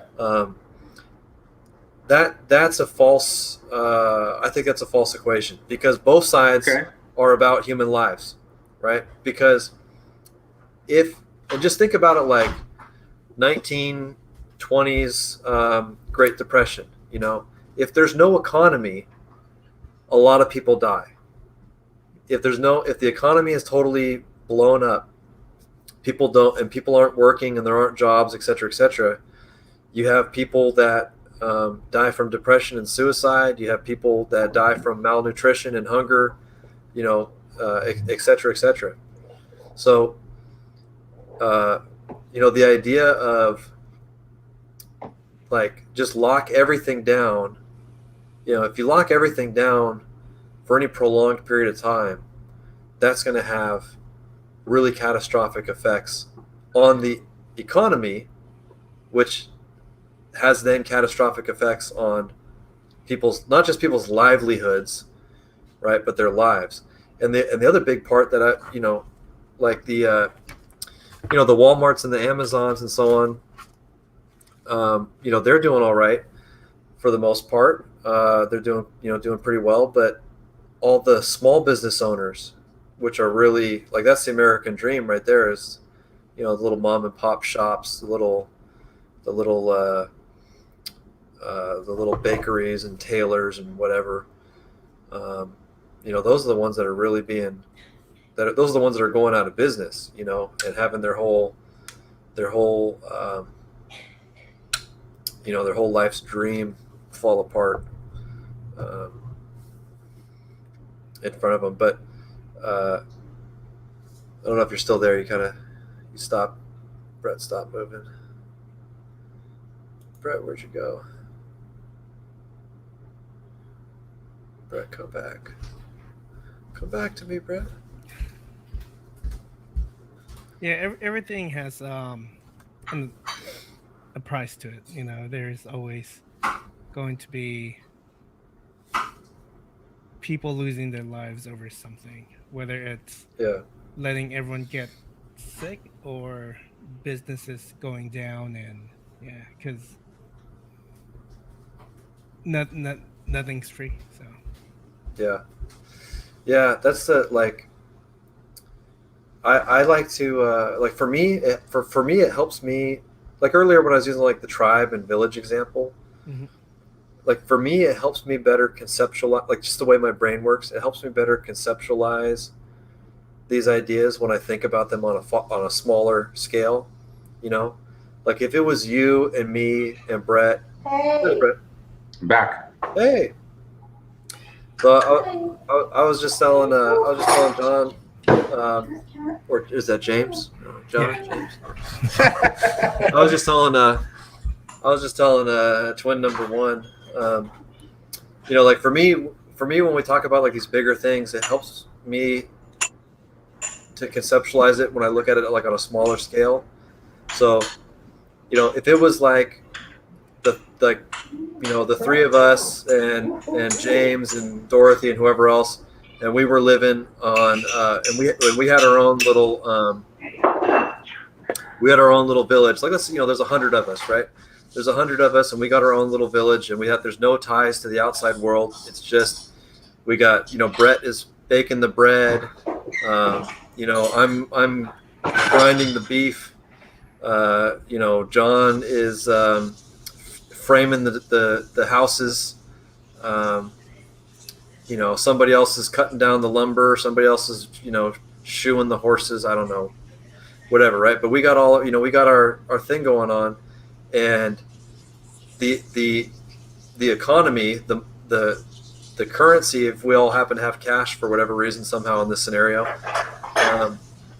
but the cash, the paper note that's being exchanged between That's people. cool. Is that Saddam? Yeah. That's the Bank of Iraq. Nice. Yeah, this isn't good for anything anymore. But the currency that's being used, right? That's a placeholder for my labor, right?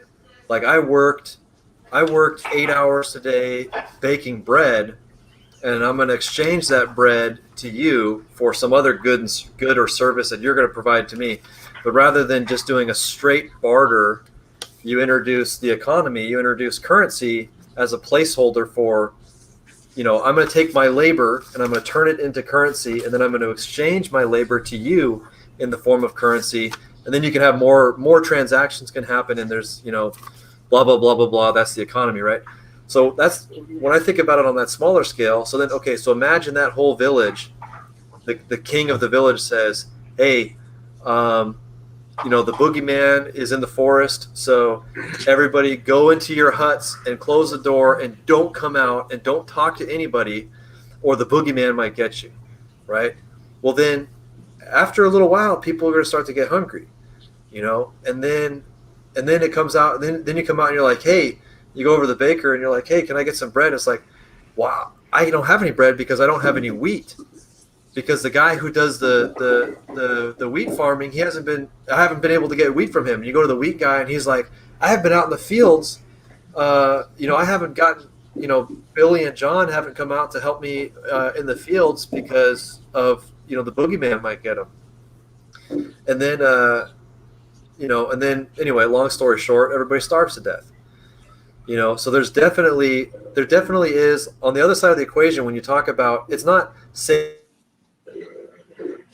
Oh boy. saving lives versus the economy, lives versus saving lives. Like what if we shut everything down? Is that going to kill more people than if we have other restrictions? Like you got to find the right balance of, if we let everybody go cough in everybody's face, then more people are going to die.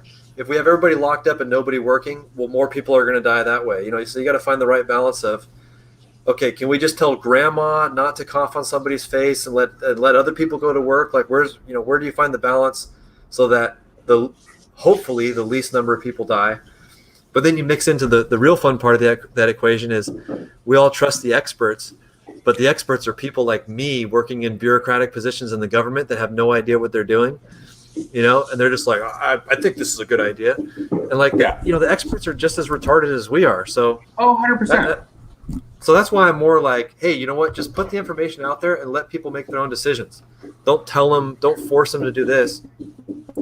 If somebody feels like they're more at risk, if somebody's more vulnerable, then, Mhm. then let them make that decision. Or otherwise, the Darwin Award or whatever, like let Like people some drinking people are going to sanitizer. die. Yeah. I mean, hey, people die, that happens. Like, even if there was no virus, you still have the problem of like, some people are gonna drink, eat Tide Pods, right? Some people are gonna take way too much, fentanyl.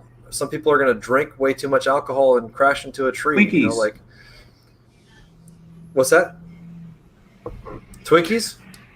Twinkies. Sorry, Joe. You cut out.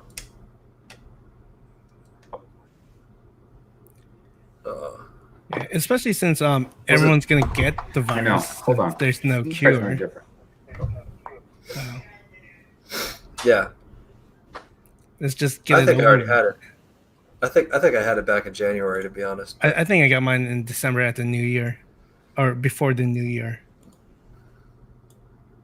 Because I thought I was gonna die. I was sick. Yeah, I was like almost like 6 or 8 weeks. I was like on and off sick. Like I'd have a fever, it would go away, it would come back. I'd have a cough, it would go away, it would come back. And there was like every day I didn't want to do, like there was a period of several weeks where like every day I didn't want to do anything. Like after work, I just wanted to lie down. I just wanted to like get some Gatorade, get some water, and just like lay down in bed and like watch Netflix. Like I didn't want to, and it wasn't like normally that would be like depression. That wasn't. It was just like I don't feel like standing up. I gotta lay down. Yeah. But the virus is from China, so Yeah. it didn't come China. over till later. That's because it's from China. China. Mm-hmm. It's Kung the flu. Chinese virus because it comes from China. Yeah. So maybe this will actually work better this time. You're on your cell phone? Yeah. So the Chinese made a virus. Paid by And U.S. government money? Yeah. Made by Bill Gates and Fauci, Mm-hmm. funded and designed the coronavirus, had China release it so that They take the blame. they could make money off selling the vaccine. Mm-hmm. And with the lockdown, the economy, then George Soros can go up and buy up all of the foreclosed properties and whatnot. Yeah. Well, that's my other favorite thing is you hear all these like Bernie Sanders types. You hear them all saying like, we need to cancel rent. The people in this pandemic, nobody should have to pay rent. And it's like, okay, well, what about the guy or gal that owns that property Mm-hmm. that has to pay the mortgage? Just F them. Like, oh well, they're the bad capitalist. They're Nazis. Yeah, they're the 1%, the billionaires making. Do they need to make another $1 billion? Anyway, I guess my whole point is I'm not convinced that modern civilization is the best. no, it's definitely. You're right. It's definitely not the best. That's the problem though. Is there's 100 million other things that are worse. Correct. And you know what? Don't get me wrong. Like I said, everything is a game. And as I reach into my gigantic fridge to pull out my favorite beverage, I live a nice life because I've learned how to operate within the confines of the game. Yeah. I'm not saying I'm not happy with it, but I'm saying that maybe there's a better way. I don't know. Yeah. So that book, Civilized to Death, was a good read. It was the last book I read that fucking really just kind of flipped my wig and made me think a lot was Sapiens by Yuval Noah Harari. Sapiens, huh? I'm more into homos. Homos? Hey, Joe, I love you either way. And you know what I was thinking about before we got on this call? That like the brotherhood or the personhood, the camaraderie that comes out of In-N-Out Burger, right? Amen. Because remember the days when we're fucking shorthanded? I wonder if it still works. Because we were getting our asses handed to us in the middle of a rush or a bus or a short-handed fucking Sunday. And you just do it. Yeah, we just did it, and we were there for the person next to us. We all knew we had to work together, and eventually we'd be off. Yeah. That part actually is a lot like the military. Going back to your question earlier. Yeah. Yeah, camaraderie. Yeah, I think about that because shit together. And the excessive drinking. Oh yeah. After work, we were all alcoholics. Oh, that's 100%. A lot like the military too. Yeah. Oh yeah, 100%. But it's just like when we do shit like that,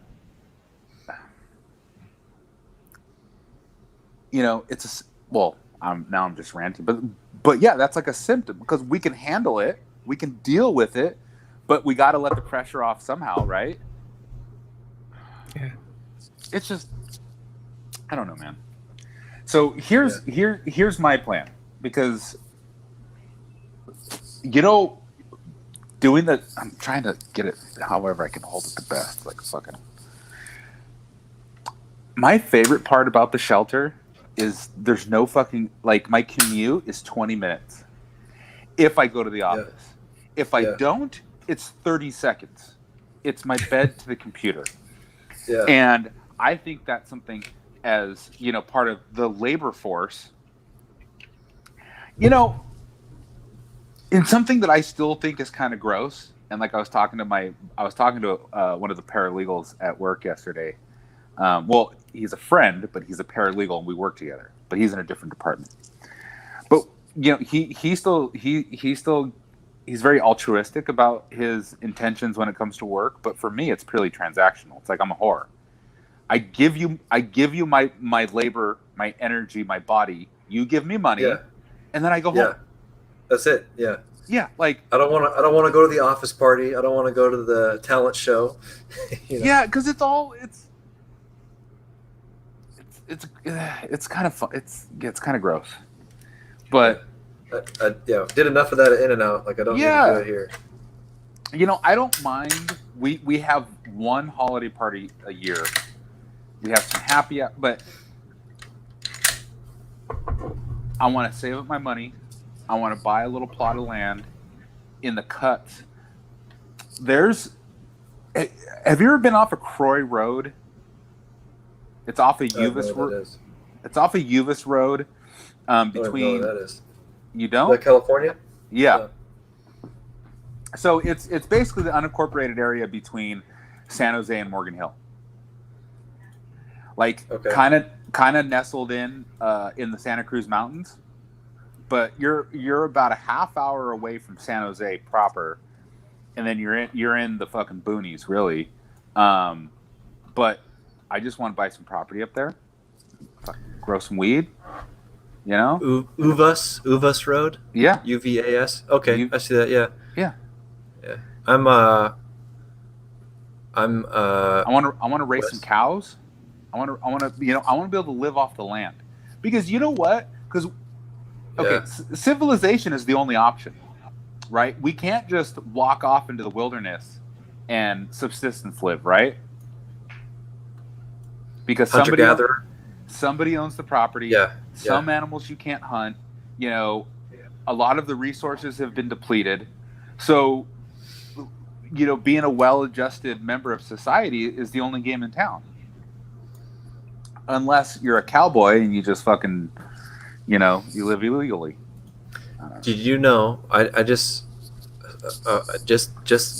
a few days ago was having a conversation with somebody. I had never realized this or thought about this, but you remember, the Amish? Yeah. Right. And the Amish, they, for the most part, I mean, think about this, right? For the most part, the whole rest of the world could collapse around them, and they'd still be okay. Yeah. You know what I mean? Because for the most part, they are a self-sustaining community. Correct. They grow their own food. They churn their own butter. Whatever else I remember from the Weird Al music video, Amish Paradise. And it's still work. Yeah. It still requires labor. Yeah, no, because I mean, an honest reality of human existence is everything is going to. You can't, if you don't work, you're not going to eat. Correct. Like everything requires labor. Now, in our civilization, sometimes you can get by with somebody else's labor paying, in order for you to eat, right? Like my buddy who's on Social Security. Yeah. There's still labor involved. It's just not his labor. He just gets to, somebody else's, a group of people's labor allows him to eat. But yeah, the Amish, man, the Amish, they got the right idea, like self-sustained community, blah, blah, and they're all freaking filthy rich.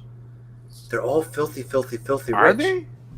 Yeah, because, I mean, think about it. This is the part that blew my mind, because I never thought about this until I was talking with one of my friends, and or a new friend, somebody that, somebody I was talking with the other day, and they were like, yeah, the Amish, because they sell hand churned butter and handmade hand woven whatever, and handmade leather, this, that, and the other, and all their stuff is like artisan craftsman, handmade stuff that like this, super rich people want to buy.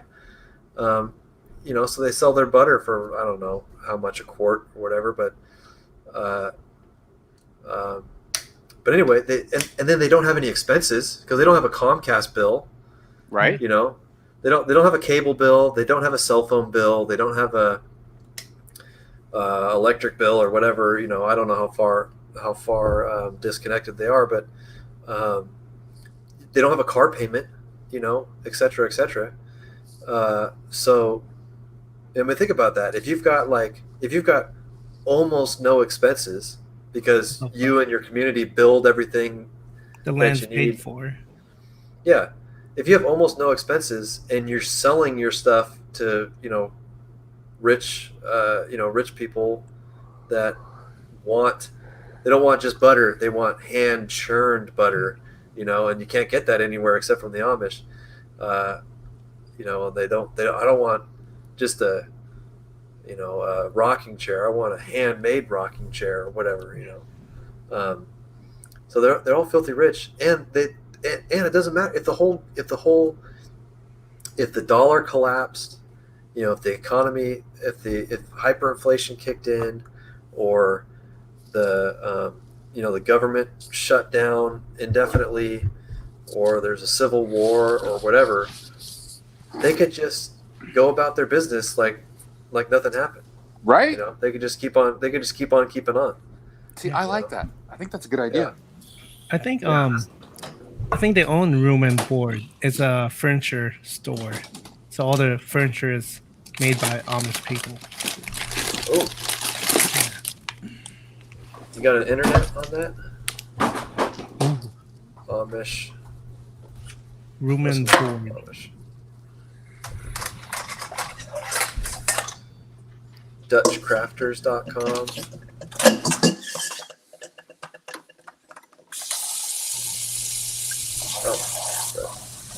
But yeah, Big Brett. I'm right there with you. Like that's part of what my wife and I want to do when we're out in Pennsylvania. Is we're hoping to buy some property, have a home that we can raise our kids in, and grow old in, and have maybe not like a full-on farm with animals and stuff, but like grow our own vegetables and have some fruit trees, and and at least be somewhat sustainable where between us and our neighbors, we could get by if there was a zombie apocalypse. Yeah. Right.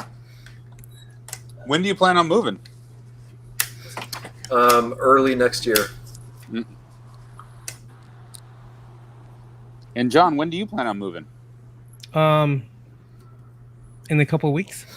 Oh wow. Oh wow. Yeah, try and lock down the place. So hopefully we could move in the latest mid-September. Okay. Yeah. Get this business going as soon as possible. So her family has already started the business, or?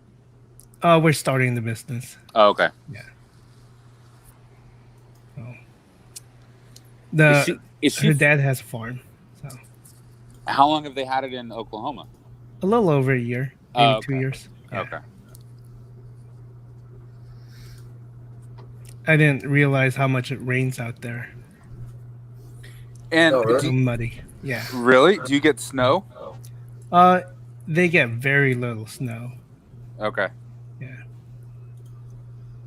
But in parts of Oklahoma, there's snow. Yes. Mhm. Okay. And then Joe, that's another thing. You're gonna have to deal with real winter. Yeah, it's gonna be cool. Shoveling. Yeah, I'm. We're spoiled here with the weather in California, but I don't know. I'm looking forward to seeing all 4 seasons. Yeah. And I heard it's pretty regular. Like they have, it's pretty much 3 months of each. 3 months of winter, 3 months of spring, 3 summer, 3 fall. Do they have a mud season? I don't know.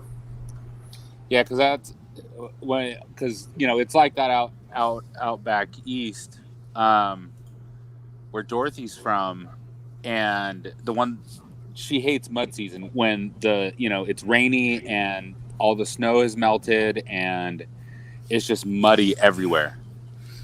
And she calls it mud season. That's how Oklahoma is. My girlfriend's farm. Yeah. It's so muddy. It's muddy everywhere. Like you have to wear these knee-high boots to just get around. Yeah. You get mud all over, like all the way up to your chest. You're like, how the hell did I get mud up here? So. Yeah, and then out here in California, we don't deal with shit like that. Yeah. Yeah. Mosquitoes are huge. Man. I can imagine. Yeah, I'm not looking forward to the bugs. Yeah. I keep telling myself that there's not going to be bugs. You'll have some fireflies. Yeah. Fireflies Oh, yeah, are those cool. are cool. Yeah. Yeah. Like if fireflies could exist, dragons could exist.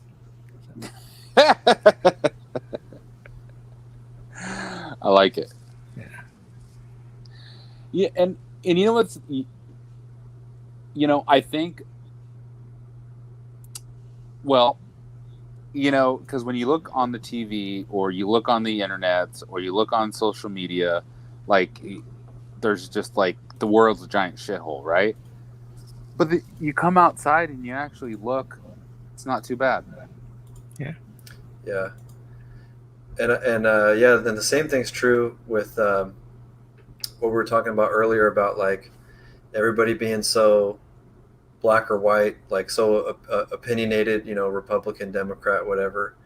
It's like when you actually sit down and have a conversation with somebody who has, has a difference of opinion. I mean, if you can get off of social media and actually get like face to face, then you're like, Yeah. Oh, it's not really that so bad. Like, oh, you're not really a full on communist. Like, oh, you're not, like, I'm oh, a you weren't socialist. really a Nazi, Totally. It's the anonymity. You can't see somebody's face. You're just lobbing comments. And it's like the behavior is acceptable because, it's the internet. It's 2020. It's YOLO. It's whatever. And another thing that I think about, I still think there's too many damn people. Yeah. Like that's one when I'm like down the rabbit hole and I'm like questioning life and existence. I'm like, were we supposed to get to this point, of billions of people on the earth? Or is this just what we've gotten good at? We as, Yeah. Evolution. Humanity as a whole. Yeah. It's like once we figure out the planet can sustain us, we find a new way to survive on another planet, whether like, it's Mars or the moon. Like the Matrix. The Yeah. Matrix is like, humanity is a virus. Yeah, right? Yeah. It's You know what other organism? Yeah. Grow and reproduce. And You had Utopia and it didn't work. There was whoa. one of Joe Rogan's old specials from like 6, 7, 8, somewhere around there. He opens. He's been doing podcasts since he was 6 or 7 years old. Yes. Damn. Yeah. He started young. He was industrious. Yeah. He did them all on cassette tape and then later Correct. switched them over to MP3. Yeah. After working in the coal mines as a toddler at night, he would do the podcast. That's great. He had hustle and initiative. That's maintaining the leading edge. That's All right. right. Go ahead, sorry. So he's on. He goes into this like 2-minute monologue where he's like, "All right, this is where it's going to get weird. I think people are like he goes into the whole virus thing, and if you look at Los Angeles, what is it? It's this growing thing, and there's smoke coming out of it. It's just gross, and there's and then if and it's just constantly expanding, or if You know, you have like New Orleans. You know, a hurricane knocks it down. We rebuild. An earthquake knocks it down. We rebuild. Yeah, he does the virus and he's like, humans are here to just fuck shit up. But yeah, you know, I don't know. I wonder. I was talking to a buddy, kind of random. I was talking to my buddy yesterday, and he was like, you know, this is just the craziest thing that's ever happened in our lifetime. That, you know, had a major effect worldwide, across the country, across our towns, whatever. And I'm like, I started thinking about it. World War II was pretty gnarly, right? Like across the world, across the country, like across the economy. Yeah.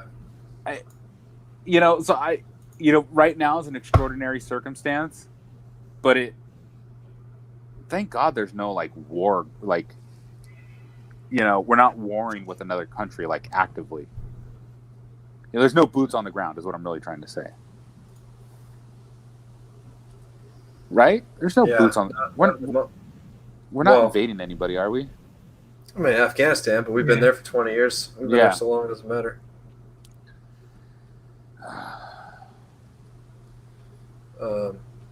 Yeah, that's one thing.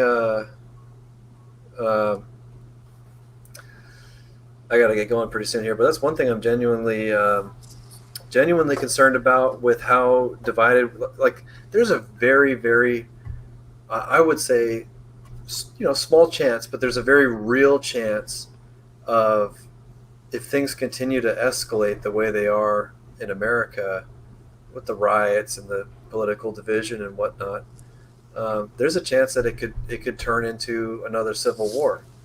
You know, like another, I see that. like actual, and that creates a great opportunity for, you know, China or Russia to, you know, do whatever they want to do, because To become the world power. yeah, Well, China's the world or even power. start taking, you know, I mean, what would happen if, like, let's just imagine that, you know, whatever happens with the election and this, that, and the other, and the, you know, riots get worse, and the election's contested, and, you know, a bunch of states get together and are like, you know what,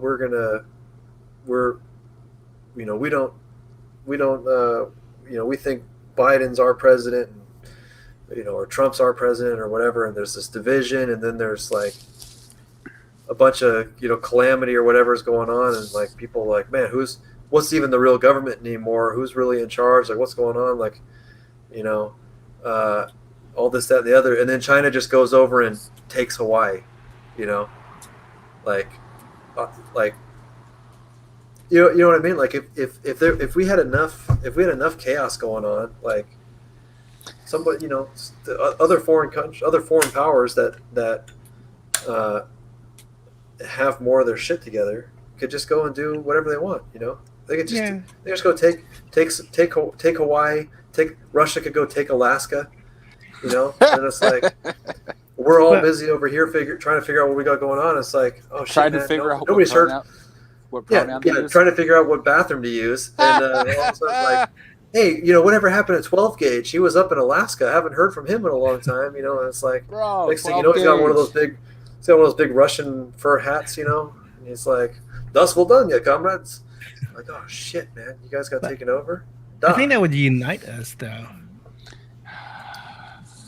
Well, yeah, I For mean, a like second. with 9/11, Yeah. that's what happened.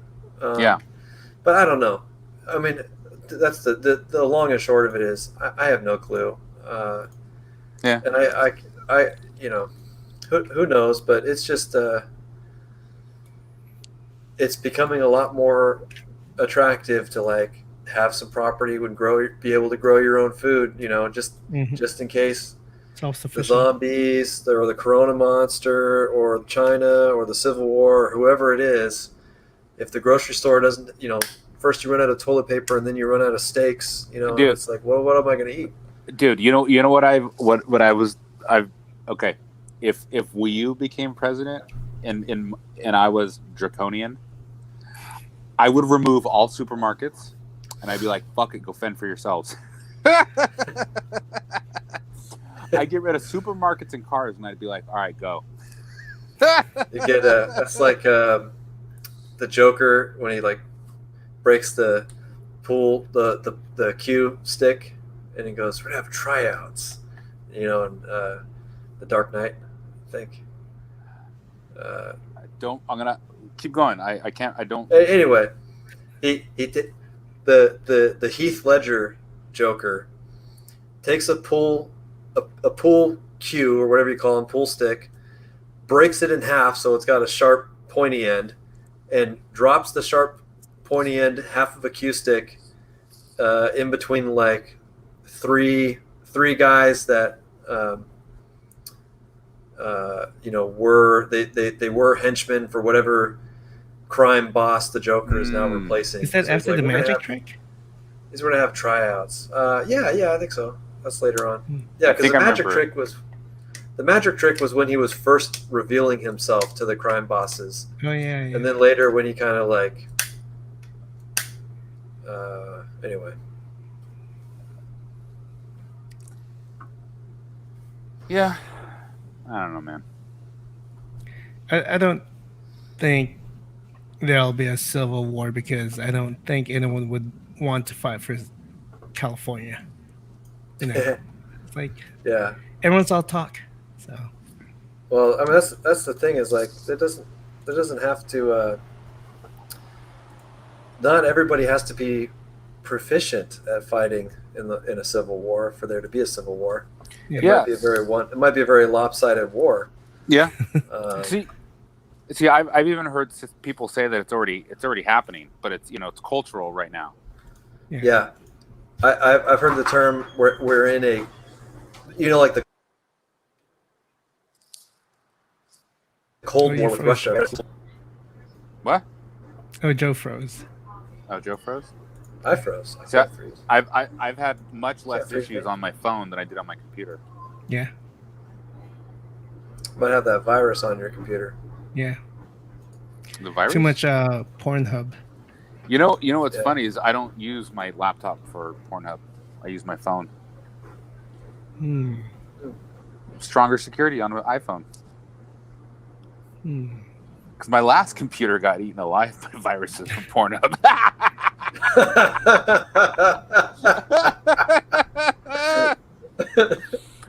We- Wii U. yeah. All right. Oh, I gotta All right. head off because I think before you get rid of supermarkets, I think I need to go to the supermarket and get some something to cook up for dinner. All right. Well, yeah, we've been getting after it for like 2 hours now. So, Yeah. Yeah. all right. It was great talking. Yeah. We'll Wii do it U. again. Wii U. Hey, you. All right. See Yeah. ya. All right. Keep it real. Wii U.